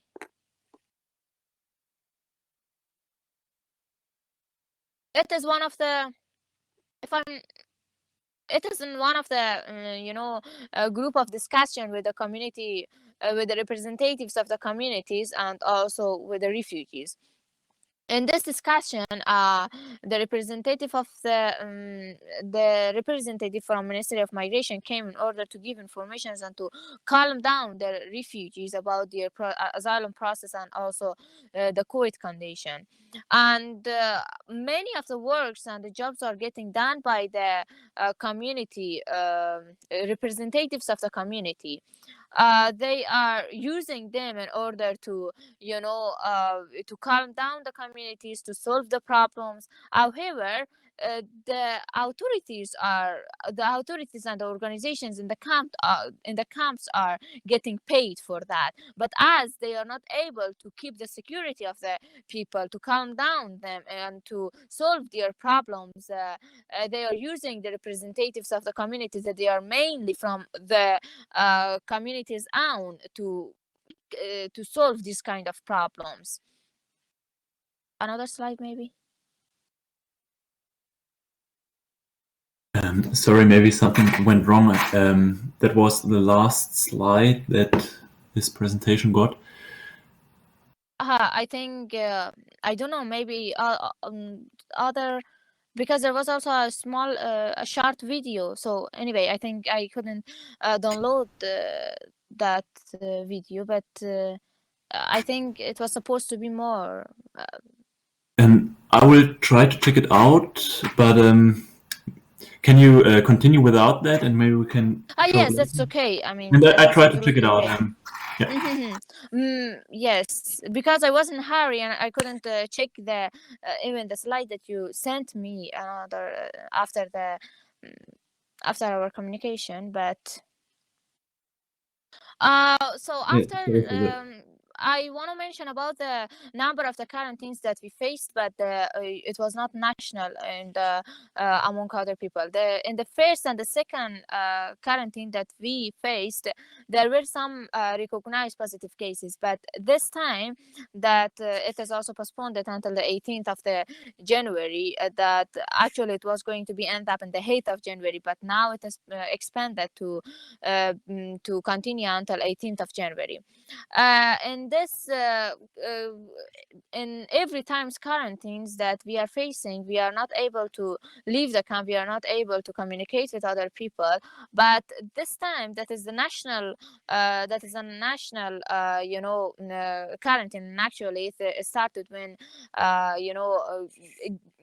totally Greece allowed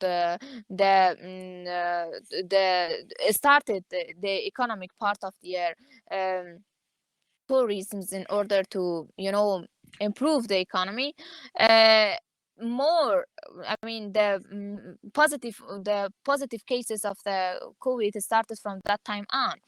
And so now that as I spoke with the EOD, I mean the general medical organization in the camp, I spoke with them that there is no positive case of the COVID in the camp, but we are still facing a lot of problems with the transportation, with the ambulance, and with the discrimination thoughts and looks that we cannot get in the bus, and they are checking us with many problems, with many questions, but medical department says that from 2 last months they couldn't find any positive case, and it is something shocking for them that in the camp there is no positive case, but only because the totally, I mean, nationally it is not I mean, the protection ways are not getting is not under attention. So that's why we also have to stay in the same condition, and we have to tolerate the deprivation of the chance for the school enrollment and also for the education, because it is getting a very big problem. The refugees who are who had to flee their country in order to get another better possibility for the education. Now we are all deprived of this right because we are living in a camp, and this is their only excuse, that as long as the refugees are all living in the same place, so it may get transferred to other refugee to local children, and many of them are standing against it. But so actually this is not our fault. The system of the camp makes a lot of problem. The system of the camps is making a lot of causes, and also makes the condition a bit in a worse way. But another point that also we mentioned in the previous topic about the condition of the COVID in the island, and also about the psychological problems here in the mainland. The psychological problems are getting really dangerous. Those that they didn't have any kind of mental problem are getting it. I know because in the project of Eye of Refugees that I'm getting taking interviews from people, when I'm asking them and they are describing their problems, most of them are suffering this about the psychological and the mental problem, and they are concretely showing their documents that they did not have even a small percentage of this problem. But when they got transferred to the camp in the island, and after that in the mainland, and they are losing their inspiration in the life, and they are not able to getting motivated in doing something, this problem started and it's getting raised. And when they know and they see that their life and the life of their children is getting distracted in front of their eyes, it is totally unbearable for them to tolerate, and there is no way for them. When they are referring to the psychologists are not showing care about their patients, because they know what is the problem, and they know that they cannot change this problem. They know that the refugees are right, and a normal person cannot tolerate this condition. That's why they are not giving consultations. And we can obviously see the difference of their treatment from the first day and up to today. In the first day, they were, showing and giving more consultations. They were sharing more, ideas in order to change the mind of their patients. But now, it is stopped. They are not doing that. They know that it doesn't work, and some of the youths are, that they were not drinking alcohols or are drinking that. They are using drugs, and they are also getting addicted.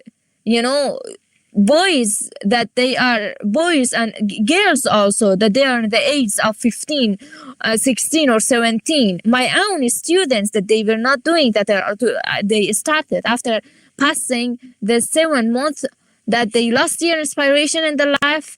They saw that nothing is getting changed.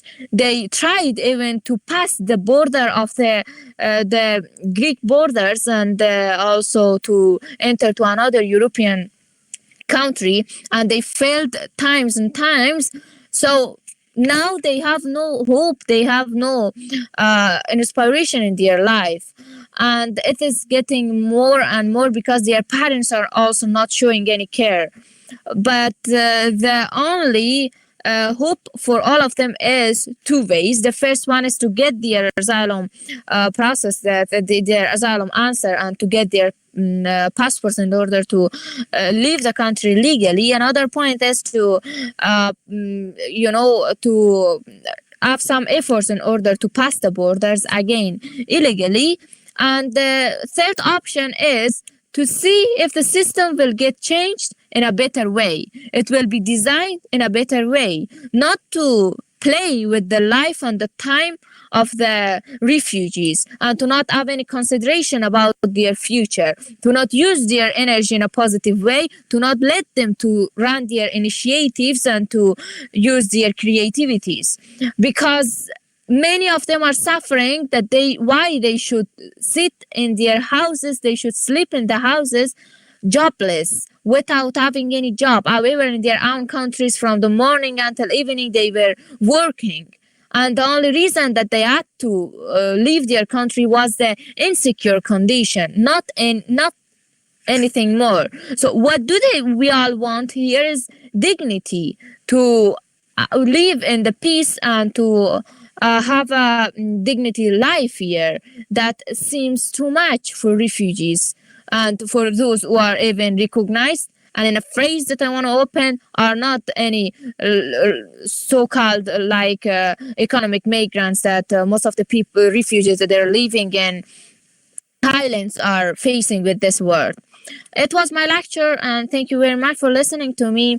If there will be any kind of question, I will be happy to answer, and hope that neither me or other refugee will be faced with such questions that why didn't you stay in Turkey? Why didn't you stay in your country? Where did you come from? And if your country is safe or not. It is not time to recognize each person. It is not time to see where did we come from. It is an important point of understanding the humanity and to focus on this word and to this meaning and to show more solidarity in change, not to repress the voices of those who are asking the justice and quality. So thank you very much for your attention, and again it will be also shortly I want to mention this part. Making change is not only in taking very strong actions. You can make change in many ways. You can put events, you can participate in events, you can share the information, you can aware yourself about the condition of refugees, and you can take actions, but do not stay silent, because your silence counts the value of our life. So it is your silence that is showing the value of our life. So do not do it, because each action counts, but the silence is not acceptable, and silence has never been the solution. So neither from refugees and not also from those who are in power. And we have a very strong statement that says if someone has this power, they can empower other people, and if someone has the freedom, they can make and take actions in order to free other people. So this is the time to not accept the condition, but instead to take actions in order to change condition in a better way. Thank you very much again for your attention. It was the lecture from my part. If there will be any kind of question, I will be happy to speak about life of the refugees in the mainland and about the camps in the mainland. So thank you again. Thank you so much, Parwana. Thank you for these strong words. I think that was a very good ending of the lecture. Very impressive. So thank you to everyone for sharing these impressions and your thoughts and insight. I think we just also announced on YouTube that we'll be open to questions now. So everybody can just feel free and type questions or also join our conversation as soon as the link will be posted, which is going to be soon. Right, so as long as we're still collecting questions, I'd say I have one concerning the work of journalists right now during the lockdown, because I think it was mentioned very shortly, but not so intense. I heard about the huge restrictions of people getting to leave the camp and people getting inside under very harsh restrictions. So I just wanted to ask to you, maybe Jan, how's it for you? How do you even work? How do you see people? How do you, get to report from the camps and about the life inside?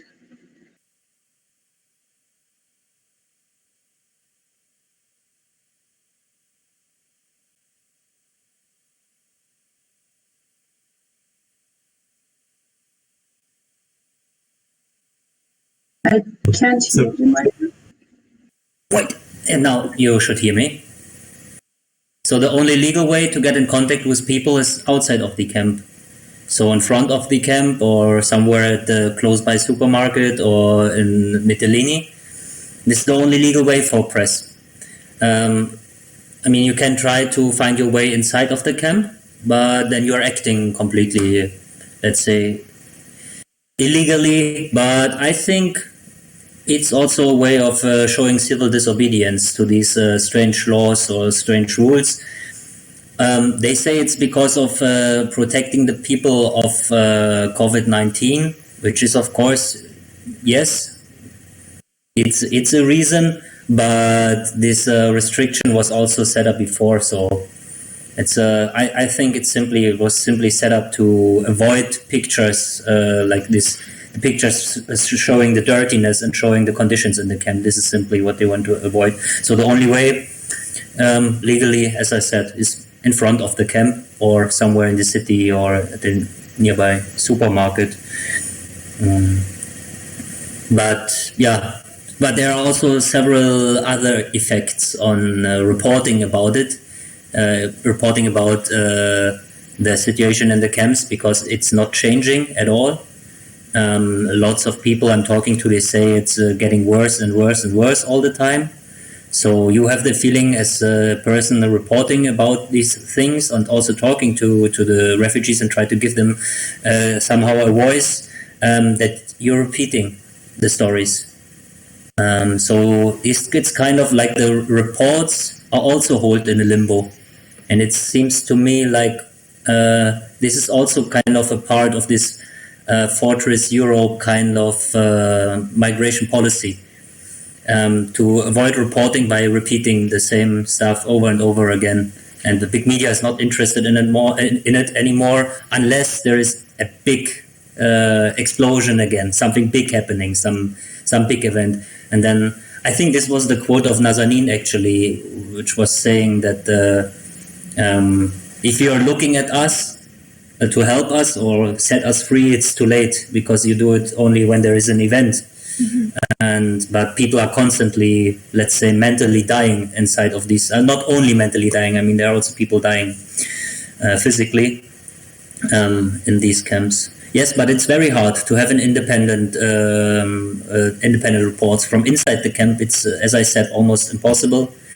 You have to ask for a special permission, which you hardly can get. And even if you have it, you are accompanied by a police officer or staff from the migration ministry. So they show you what they want to show you. So you cannot really come into contact with the people.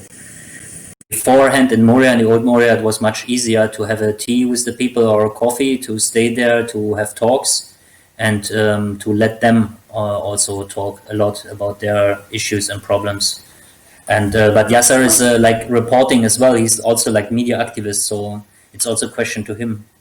Before in Moria, we were, as Jan said, we could report about whatever we want. We could film easily. There was no restriction. But since we are in this new camp, the cops are everywhere. So we really need to be careful. And if they find for example, someone took the pictures, they will go to their tents and he will be asked to the police station, and they will ask him lots of questions. Sometimes they take it easy, they just delete the picture. Sometimes they take it a bit harder, they just break your phone. Sometimes they get you to the police station, so it depends. So even if you get the pictures from inside from people, it's very hard to credit these people. You don't know how exactly you should do it, so police cannot find out who did the recordings. A friend of mine inside of the camp, he told me that police came to him with a file with pictures of people and names, taking pictures inside of the camp and videos. And they were asking, do you know this person, are you that person? And they try to find out who's reporting, because they really want to avoid these pictures to be shown to the public. I call this really propaganda. The European Union and the Greek governments, they're doing a propaganda battle about these issues. And it's not only about the camps, it's also about the pushbacks, it's also about the whole situation, it's about the whole Fortress Europe. They try to avoid that they play this game of deterrence policy. Yes, so it's quite hard. And also the journalists get arrested for reporting. I was arrested in the north of the island while witnessing or trying to witness a new arrival, new landing, because there were also reported pushbacks from on the ground, like people were taken to different ports and then were sent back on the open sea and put into life rafts, and they were beaten and kind of tortured. And we know this report, so we go there, hear about new arrivals, so we try to cover this. Also as not only for the public opinion, or not only for the audience, so to show that something is happening, also to protect refugees, or to try to be somehow there to at least the minimum standard guarantee that they can seek asylum. Because if press is there and people recording, they cannot push them back so easily. But then again, they arrest people in these actions. They also arrested on other islands German journalists and put them into police custody and told them, you are spies, you were spying, and because often there are military facilitations the camps are on, like here in Lesbos again. So if they arrest you, they could argue you are spying. And of course, you're breaking a rule. So. And I think it was a month ago that they officially announced that no one is allowed to spread any kind of news from inside the camp, not the volunteers that they are working there, not the residents of the camp. So no one is allowed to publish or to have any news from inside the camp. And yeah, it was very bad. Yes, and there is another thing that is connected to it. It's very important to mention that it's not allowed for refugees working for NGOs and like volunteers or refugee workers for NGOs and the NGO workers itself to publish something about the camp. This is a new rule.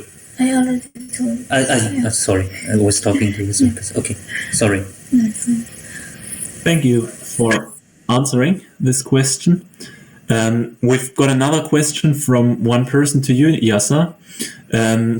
One person asks on YouTube how you managed to stay with us tonight if you live in Moria. Yeah, I live in Moria, but I'm a translator here, so I have this working paper, which means I can get out of the camp from 8 in the morning till 8 in the evening. Which I didn't go to the camp today, but there's a working paper that I have, and I can get out of the camp like every day, except the holidays and on Sundays, because the camp is totally closed. No one can get out, no one can go in. So with a working permission, it's easy, and it's done by a journalist friend here from the island. She gave the working permission or the working paper. That's an exception.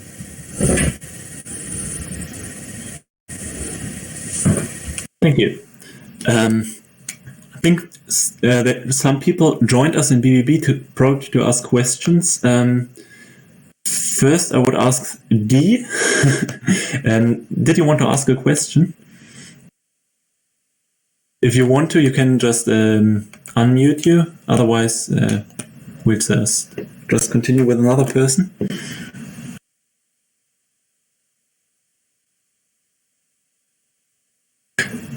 Okay, maybe there are some problems with your connection. Then I would call Jay, or yeah. I think we could also just say that everybody who wants to ask a question could write like a sign in the chat, maybe like a star or a plus or just a dot or whatever, and then we'll just like talk to you whenever it fits. If that's okay to everyone. Then you could unmute yourself or just text the question into the public chat or into the private chat or whatever. So feel free to ask. I think there's another question that might be a bit bigger, because it also refers to quotes that we had from some participants. So I think it was Jan who said that simply sending money or clothes to NGOs doesn't help.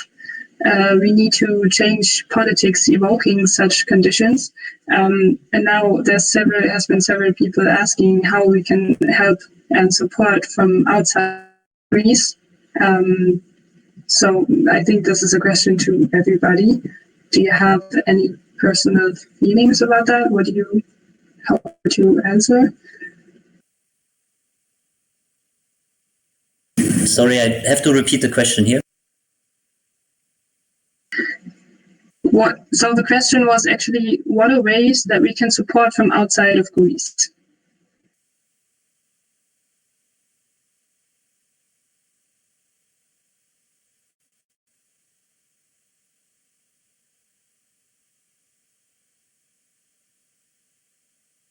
I think yeah. Who should? Yeah. Yes. Should I react as it was my quote, or? So I think so. Yeah. For example, nowadays, the NGOs are doing. So they are doing some distributions. For example, cloth distributions, non-food item distributions. So some donations, maybe money donations to the NGOs. Actually, so it's not the solution. People don't need to these things. Most of the people, they just want to get rid of the camp. So this is the thing that they want, a life outside of the camp, not inside of the camp. And I have experienced many times that we were doing some distributions. So first, when we were going 10 to 10 for the people to do some distribution. So first they were so happy. They were thinking that they have a transfer ticket or something like this. But when they got it's a kind of normal distribution. So I could see the sad face for them, that they were really hoping somehow to get rid of the camp situation. And so I think that we just need the solidarity for the refugees, for us, for the people, to raise our voice to just end the camps. I don't know how is it possible or how we can make it, but I think this is the only thing that all the people want. Yes, so do you want?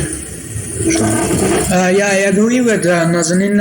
It's not about money or clothes. Of course, people need these things, but as Jan is always saying, we should solve the problem from its root. And giving people money or clothes or blankets. This is not the point. If someone wants to help, they better raise awareness and be our voices. Yeah, and to give us opportunity, so maybe it's helpful to have some items from the other organizations, from the people.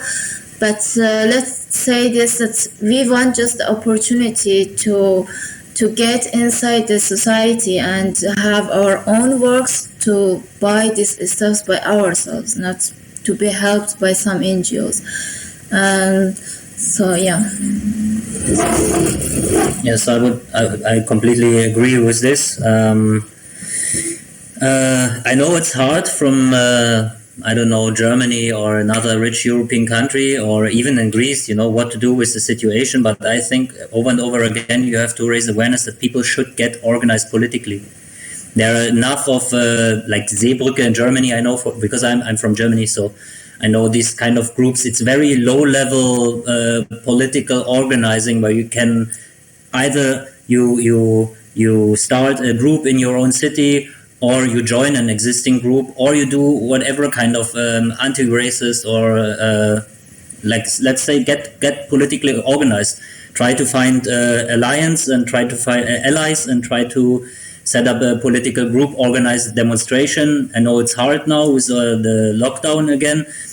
Be creative. Try to find more creative situation. I mean, Have a look to Germany. There are so many stupid people in the street. They believe in fairy tales. They believe in conspiracy theories and how much pressure they can put to the government and to the media. So they report about them as there are people you should listen to. So there should be a possibility for us, if we gain more and more people and we bring them to the street and create pressure, to be listened and to raise awareness and to create political pressure. So this situation is solved. I mean, there are a lot of municipalities that want to take in refugees from the Greek islands. It's only the political will is missing. So everything is a big political issue. It's not a humanitarian problem. It's not a humanitarian catastrophe. The problem is caused by a racist policy of deterrence, by a racist policy of hindering people coming to Europe. And even if they enter Europe, they are faced again with a lot of obstacles, with a lot of frontiers, even in the core countries of Europe. As let it be on stations, or let it for racist checks and controls, or there are a lot of camps, Lager or Heime in Germany as well. So these people are separated from the German society as well. There are a lot of things you can do, and there are a lot of points you can go to, demonstrate, protest. And I think don't be so disappointed. I mean, you need a long-term perspective to reach something.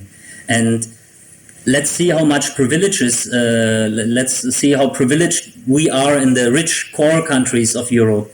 And I mean, it's not a big deal to go to a demonstration and organize demonstrations. And this is the smallest thing you could do. Yes, raise awareness, follow also accounts like Refocus Media Labs, follow accounts like, Yaser just said our account, the Dunya Collective, follow accounts like Now You See Me, Moria. There are a lot of social media accounts you should follow, you should try to spread, so people can get an impression what's happening really, and they have somehow to get a connection. Yes. I think that's the only thing you can, or that's the best you could do. Raise awareness and become political organized. It's better than spending all your money for a specific NGO and that's it then. You feel better, you go to sleep. That's not the way of things will be, there won't be a solution like this. Thanks, Jan.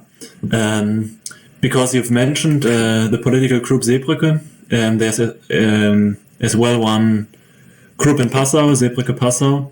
I think if someone is here from Passau and wants to join them, you can find them on the internet, on Facebook, or I think they've got a website as well. They organize another talk tomorrow about the situation for refugees on the Balkan. So if you would like to come there, you can get to know them maybe. Parwana wanted to say something about the question, I think, so I would shift the word to you. What's you? Before answering to this question, I just want to be sure that I don't have, bad internet connection now, as it was before. Is it better now? For the moment, it's all right. Okay, so by the chance. And to have some other points, what John mentioned about it, I'm totally, the two important actions that you can do continuously. The first one is to give some, to see that what the NGOs are doing, before trusting on all NGOs, you should know that which really active and they are really doing with all meanings, they are doing activities, because recently maybe you also heard about some that they are and they're doing as much as they can do. So it is another point to prevent like only donating your and also to the NGOs that you don't have many information about them. Another point is that having the political intervention is one of the strongest steps. If you follow the laws and the rules about the about this for the refugees, you can make change on them. You can make impact, and you can criticize about the Commission. So the important is to change some political and some political information about the condition, and after that to get to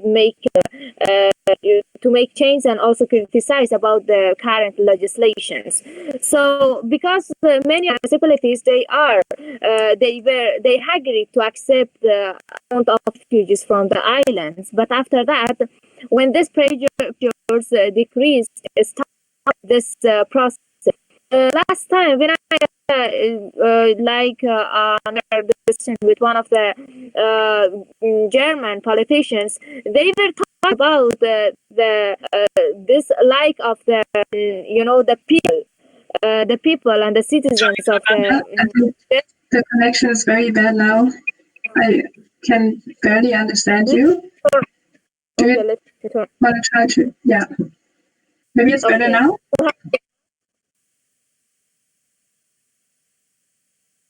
Is it better? Just keep talking, maybe. I didn't hear now. Okay, so I was talking about the politicians that they are making excuses about the about the citizens, that they are talking, that they are mainly telling that people are not willing to accept refugees and to have more refugees in their own countries. So if people can show their solidarity with refugees more and more, this excuse will get away from the politicians, and they will not have any other excuse to not accept and to not start the process of evacuating refugees, and mostly the children from the island.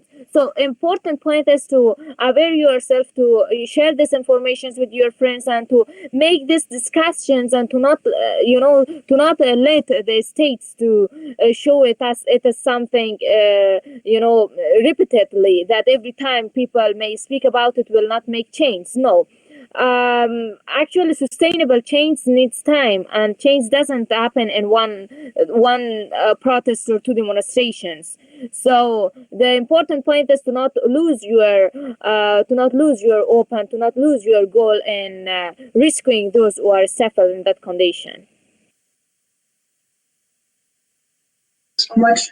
I actually realized it myself how much the media focuses on only catastrophes, and how much the whole topic kind of died off after the big fire. Was that me? No. So yeah, I think it's very important to keep the topic up and to keep talking about the situation. There's been another question. I just read it out. It was in the chat, I think. Oh, Jan? Yeah.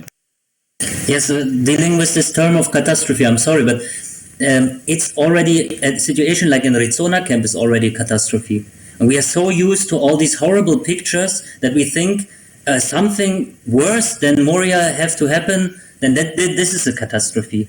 And this is something we cannot stand. This is not good that we are trained in this kind of way of seeing this. Only these pictures are catastrophe. No. Also, Ristona is already a big catastrophe. Like when people are cattled in these kind of camps, like animals, this is not a good environment to live in. It's not. This is already a catastrophe, and people should recognize this. We don't need to wait for another. Because I know, Sinja, you didn't mean it like this, but I just want to give the impression that already the circumstances below the Moria conditions, they are already a catastrophe.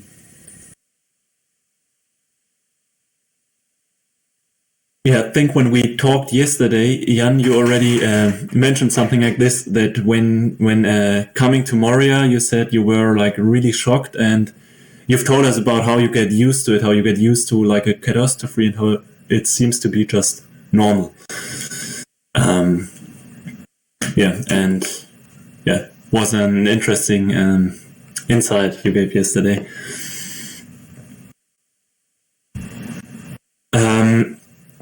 Because we now were talking about how helping or how one can help. There was a question that is especially designed to you, Jan. Is it possible to help Dunya Collective somehow, or We read this, yeah. Yaser was telling it to me as a volunteer. No, we are not a professional organization. We are not an NGO. We're the smallest collective you could imagine. We are two people, one artist and me as a journalist. That's it. We do all the work. So we don't have I think we want to grow as a collective, and we are not focusing only on Lesbos Island. We have a lot of plans for the future. And we want to grow as a collective, but this needs time. So it's not easy like you write an email and then you're part of something like a big structure or something. Yes, so I'm sorry to say no. You Just cannot. Following them, yeah. By following, yeah. So you can be a part of Dunya Collective, I think. Following it and sharing it. Yeah, sharing and following. And I think, we cooperate. It's not like we are this kind of collective, only us. We cooperate with Yaser and with Nazanin and with other people in the camp. Other collectives. There's other collectives, for example. Yes, but it's not that easy. Like, as I said, we're not an NGO and we don't want to become one. But share us and like us and follow us.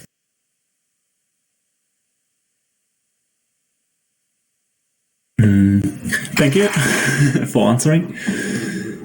Then I would maybe go to another topic that was a question regarding the basic health care, now specific on new mothers and infants, and if there are hospitals accessible in such cases. I don't know who knows the best to talk about this. Is there anyone who can say something about this, of one of you? Parwana, you need again the question then. Yeah. The question is, what is the situation regarding basic healthcare on new mothers and infants? So pregnant women and women that just got young children, babies.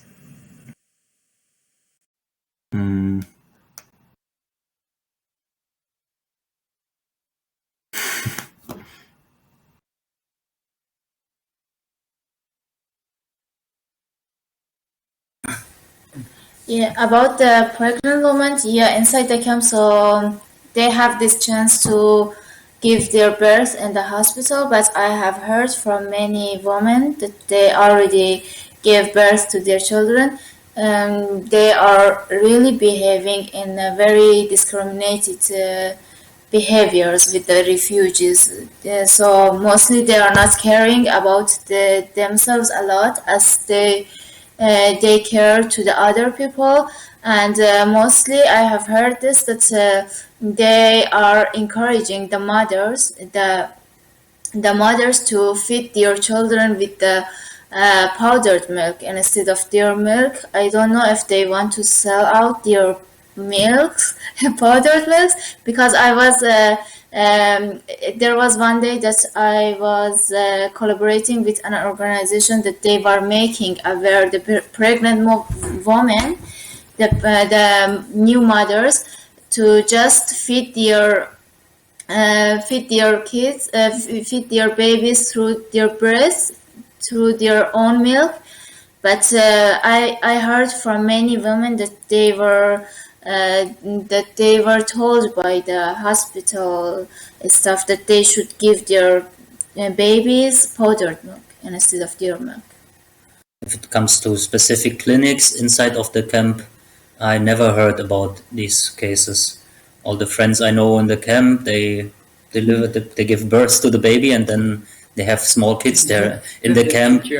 And yes. Yeah, the situation is a father was telling me with a kid that was 3 months old, 3 months old. He was awake for the last month completely, almost every night, to keep this baby warm, because there's no heating. So I don't know. There is even no heating for the small babies. So there is no hospital. In the last years, in the very beginning, so the pregnant woman would be moved to the mainland, to the Athens, to the house. But nowadays, it's about maybe 3 or 4 months that even the newborn babies are living inside the camp with all the challenges that people are facing with. And it's a disaster. Because the camp is very cold, and there is not any heater, sanitation, nothing for the newborn babies.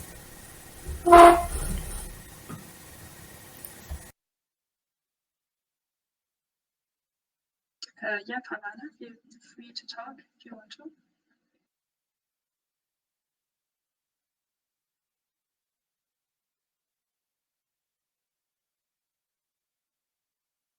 Just to have a better connection, I did it. Actually, when you mentioned about the pregnant woman, you know, as I mentioned at the beginning, that this camp is located in the 72 kilometer far from the Athens. That's why when we are calling to the ambulance, they start, you know, their way to the camp after 2 or 1 hours, and after 3 hours they arrive to the camp. So let's think about this, that they have emergency. You know, when we are calling the ambulance, it means the condition is emergency. Many times we had protests to speak and to, you know, make this focus on them, that it is emergency that we are calling ambulance, and the meaning of asking ambulances meaning that we have emergency patients, that they should you know, start their way, or maybe a bit earlier and faster. And another point is to give an ambulance for this 3,000 people, because at least 3 times per day we call the ambulance for many different cases. Two of the women that they were pregnant, they gave birth in their houses, you know, and one of them, the baby was going to die, and when they got the transfer to the hospital, the baby was born. So it was nothing to do for that. Another woman who died because she had you know, psychological problem or some mental problem. She died in the house because and three children are left from her. And after that, we decided to have another protest asking for the ambulance. Here are a small world of 3,000 people. Among these 3,000 people, that they are all vulnerable people with different, you know, different serious problems. That these problems are getting harder and more serious every day. So of course, it is necessary to have an ambulance, but they don't have any consideration about it. So yes, there are babies that there are pregnant women that they give birth in the houses, people that they don't get transferred to the ambulance, you know, easily and on time, and some of them that their condition becomes critical when they get transferred to the hospital. So these are another part of the difficulties and hardships that we are facing in this camp. That many of them are climbing in the islands, that if refugees will get transferred to the mainland, their life will be changed. No, there is no change in the life of refugees in the camp. So the main problem is the system of the camp, you know, and this in a way ghettos that we are limited to live in.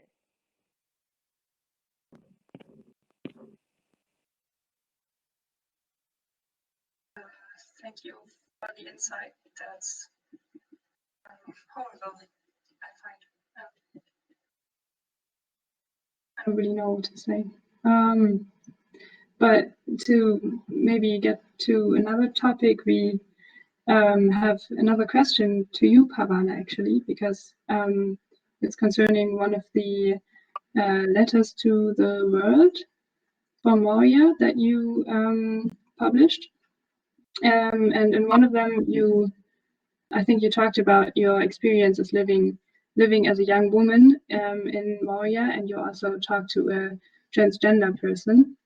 So our question was, how do you perceive the situation for these, well, probably especially vulnerable groups?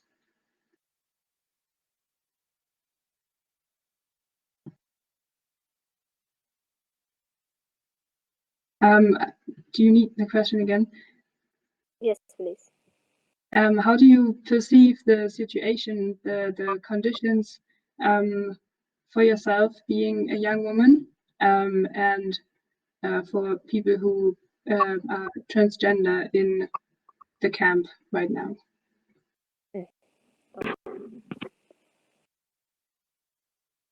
again, it was for the connection. So actually, you know, the life for the normal people is hard, and separated with the gender, the females are more, you know, exposed to many other hardships in the camp. So let's think about living in a condition in a society that are in a small world of 13,000 people, because on that time there were 13,000 people living in the Moria camp, and the condition was, you know, enormously different than what is it now. So in that time, you can imagine, you know, about a life of a transgender who is exposed to many of the questions, to many of the words, to many of the, you know, many of the challenges in the in a, you know, locked society of people that they are commonly living on together, and they are facing with new things. So that's why for such people that I just had the chance to have the interview with one of them. But totally for the girls and for the young women, mostly those that they don't have a guardian like an husband or any male kin in their family, it is really hard, because it is not only, you know, the physical condition that they are exposed to and they are pushed to survive, but also other hidden points that they are daily dealing with is really hard to tolerate, and that's why most of them are attempting suicide. And this is getting common between, you know, between most of the female kings of the refugee communities. So in those one that I faced the violence and being exposed to violence, and also to not get violated by the condition, it was mainly about the fightings and domestic fights and arguments between the communities. That mainly in that time it was about the Azar people and also the Panshiri people, that most of them were many times it happened. And many of the people, in order to not get you know, injured in that fightings, they had to be a part of this violence in order to keep the safety of their family. So it is a condition that none of us and none of them have the ability to decide about it. It is something that is pushed by the condition, and that is pushed by the situation to them.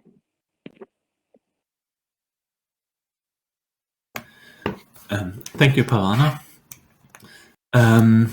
Because we've already talked for almost 3 hours or 2.5 hours now, I would like to ask one last question, and maybe all the others got a last chance to write a question if you got one. The question I would like to ask to you, Yaser, and it is regarding the problem that many governmental support programs focus on especially vulnerable groups for good reasons, because those people are under specific pressures in the camps, but nevertheless it leaves out many people in the camp, the group of single men. How do you perceive the atmosphere or the situation among this group in the camp?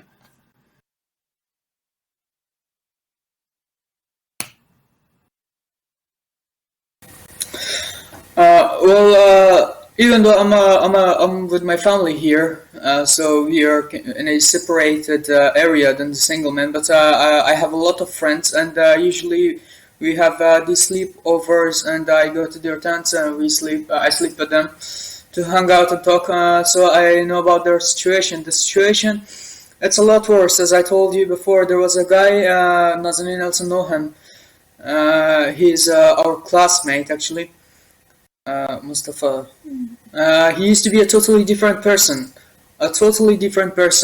Like, at the beginning, he was really funny all the time, and he was, you know, motivated, yeah. But then But now he's really disappointed, like totally disappointed from the situation.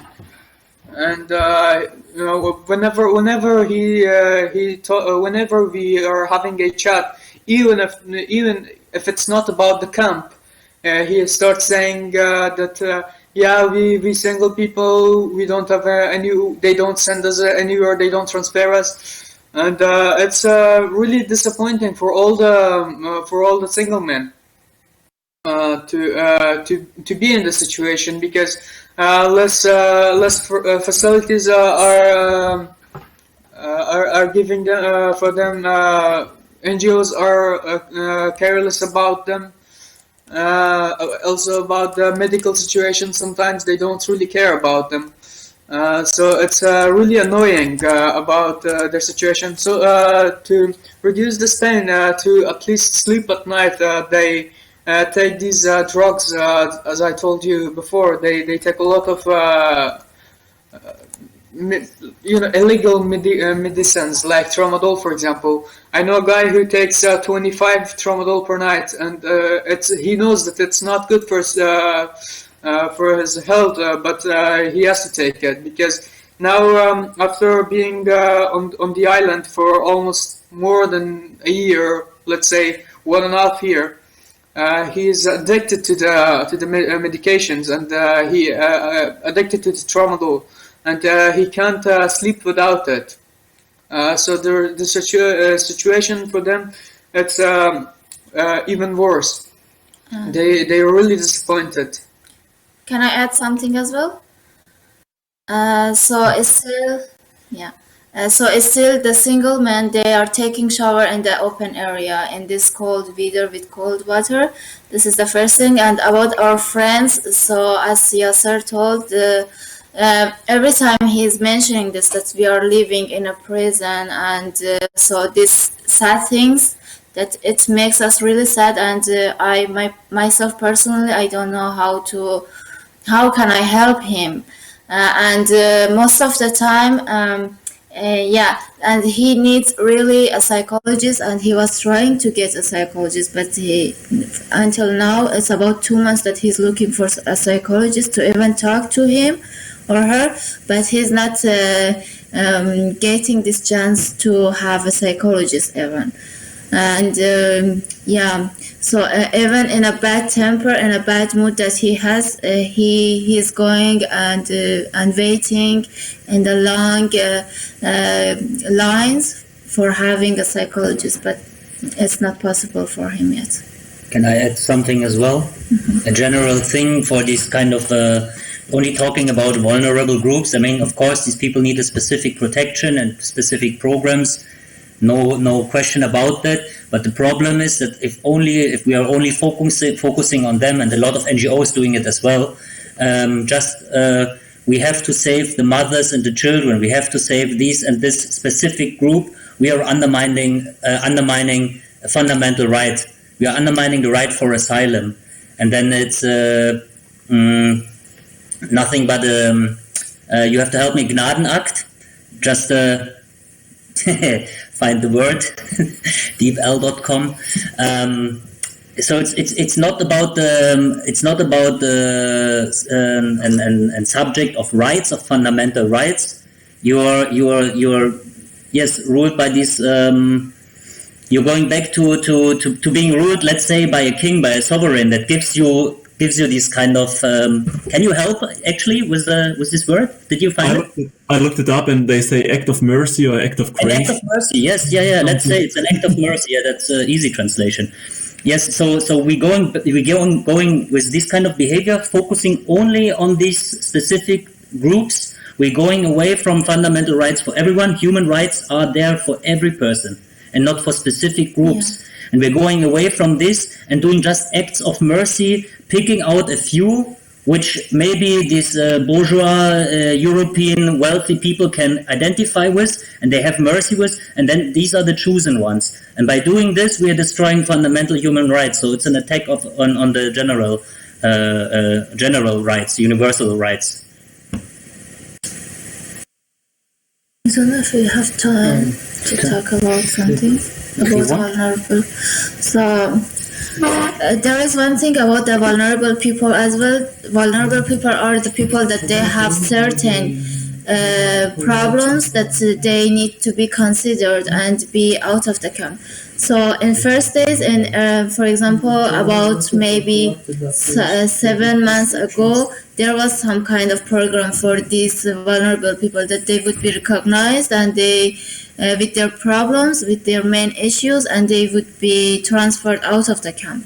But nowadays, this program has stopped even for vulnerable people. And first of all, now there is not any specific vulnerable people because all the people who are living inside the camp, they are vulnerable. But still, there are some special cases. If I want to make an example to make it more clear, so there is a guy inside the camp that I just ran to him a month ago. So when he was here, when he came here in the island, he was a very healthy guy, but he got stabbed in the Moria, in the former Moria camp, and so he needs 2 urgent surgeries about his leg that he was stabbed in his leg by the fights that there was happening in the camp, and he needs 2 urgent surgeries for his leg, and the doctors has told him that if you don't do the surgeries during the 6 months, then you will lose your foot. So this problem has impacted all the family. He has got a newborn baby, and let's say teenager boy, an old mother. So this problem has turned to a big catastrophe to that family, and they can't. So whenever he is going to UNHCR and asking for help for something for the hospital surgeries, so he is getting nothing. And you had to be there and you had to see that family. It was really hard to hear them. It was really hard.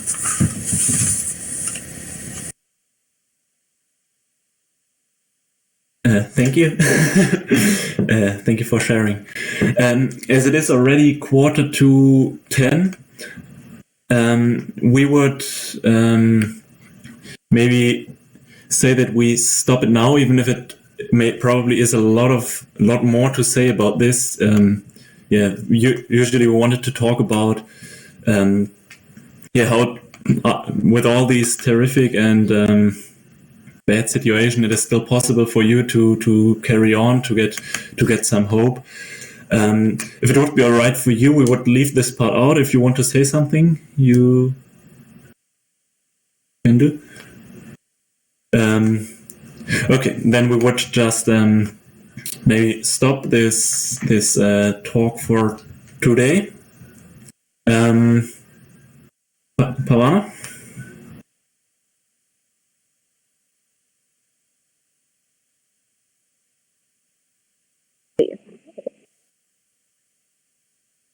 Also, I just wanted to shortly mention that if you would like to also follow the news or about the condition or any, because we are working, me with one of my friends that she is Neda Turabi, we are working in a series of having interviews from people, mostly those that they have problems that haven't been considered by the state, taking some interviews from them. And we are sharing on our page that is Eye of Refugees. You can also follow the videos in the page. So if there will be any kind of comments or if there is any kind of social media networks that will be helpful for our activities and for the way that we can separate the information with you, and you would like to hear more from the camps, so it will be a very good comment and feedback to have from you in order to know how can we share our informations and our problems in a better way with you, and what kind of ways are easier for you to get access in order to know about the condition of the camps. So it will be a very good feedback if we can have from you all. And thank you very much for all your time.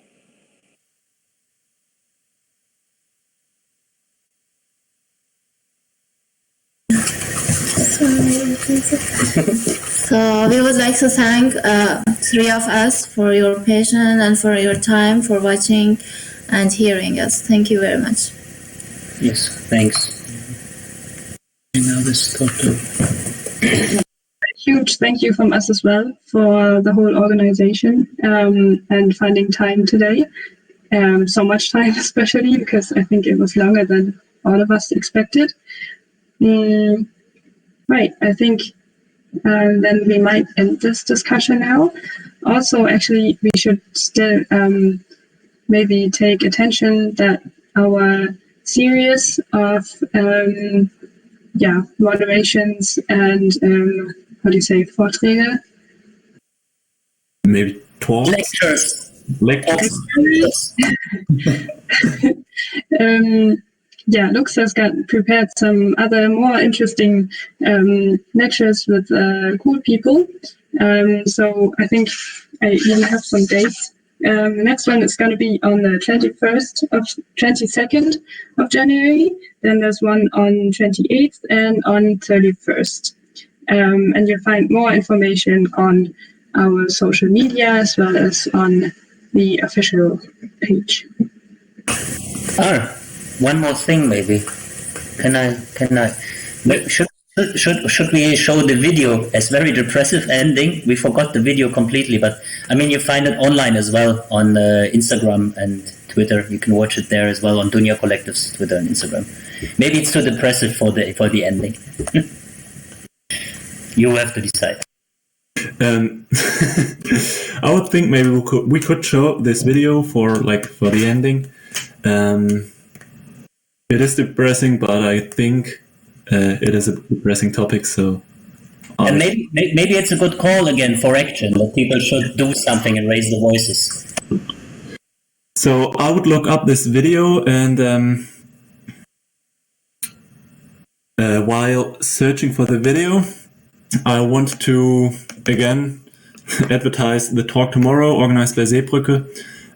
It's at 7 o'clock as well as today it was, and they talk about the situation for refugees on the Balkan. I think maybe you've heard of the camp in Lipa that was burned. You hear more about this tomorrow. You can find this on Facebook. I will send this video, the link on YouTube. Now the video will start, I guess, I hope. Is it working? Yes, it's working already. Hopefully everyone can see on YouTube.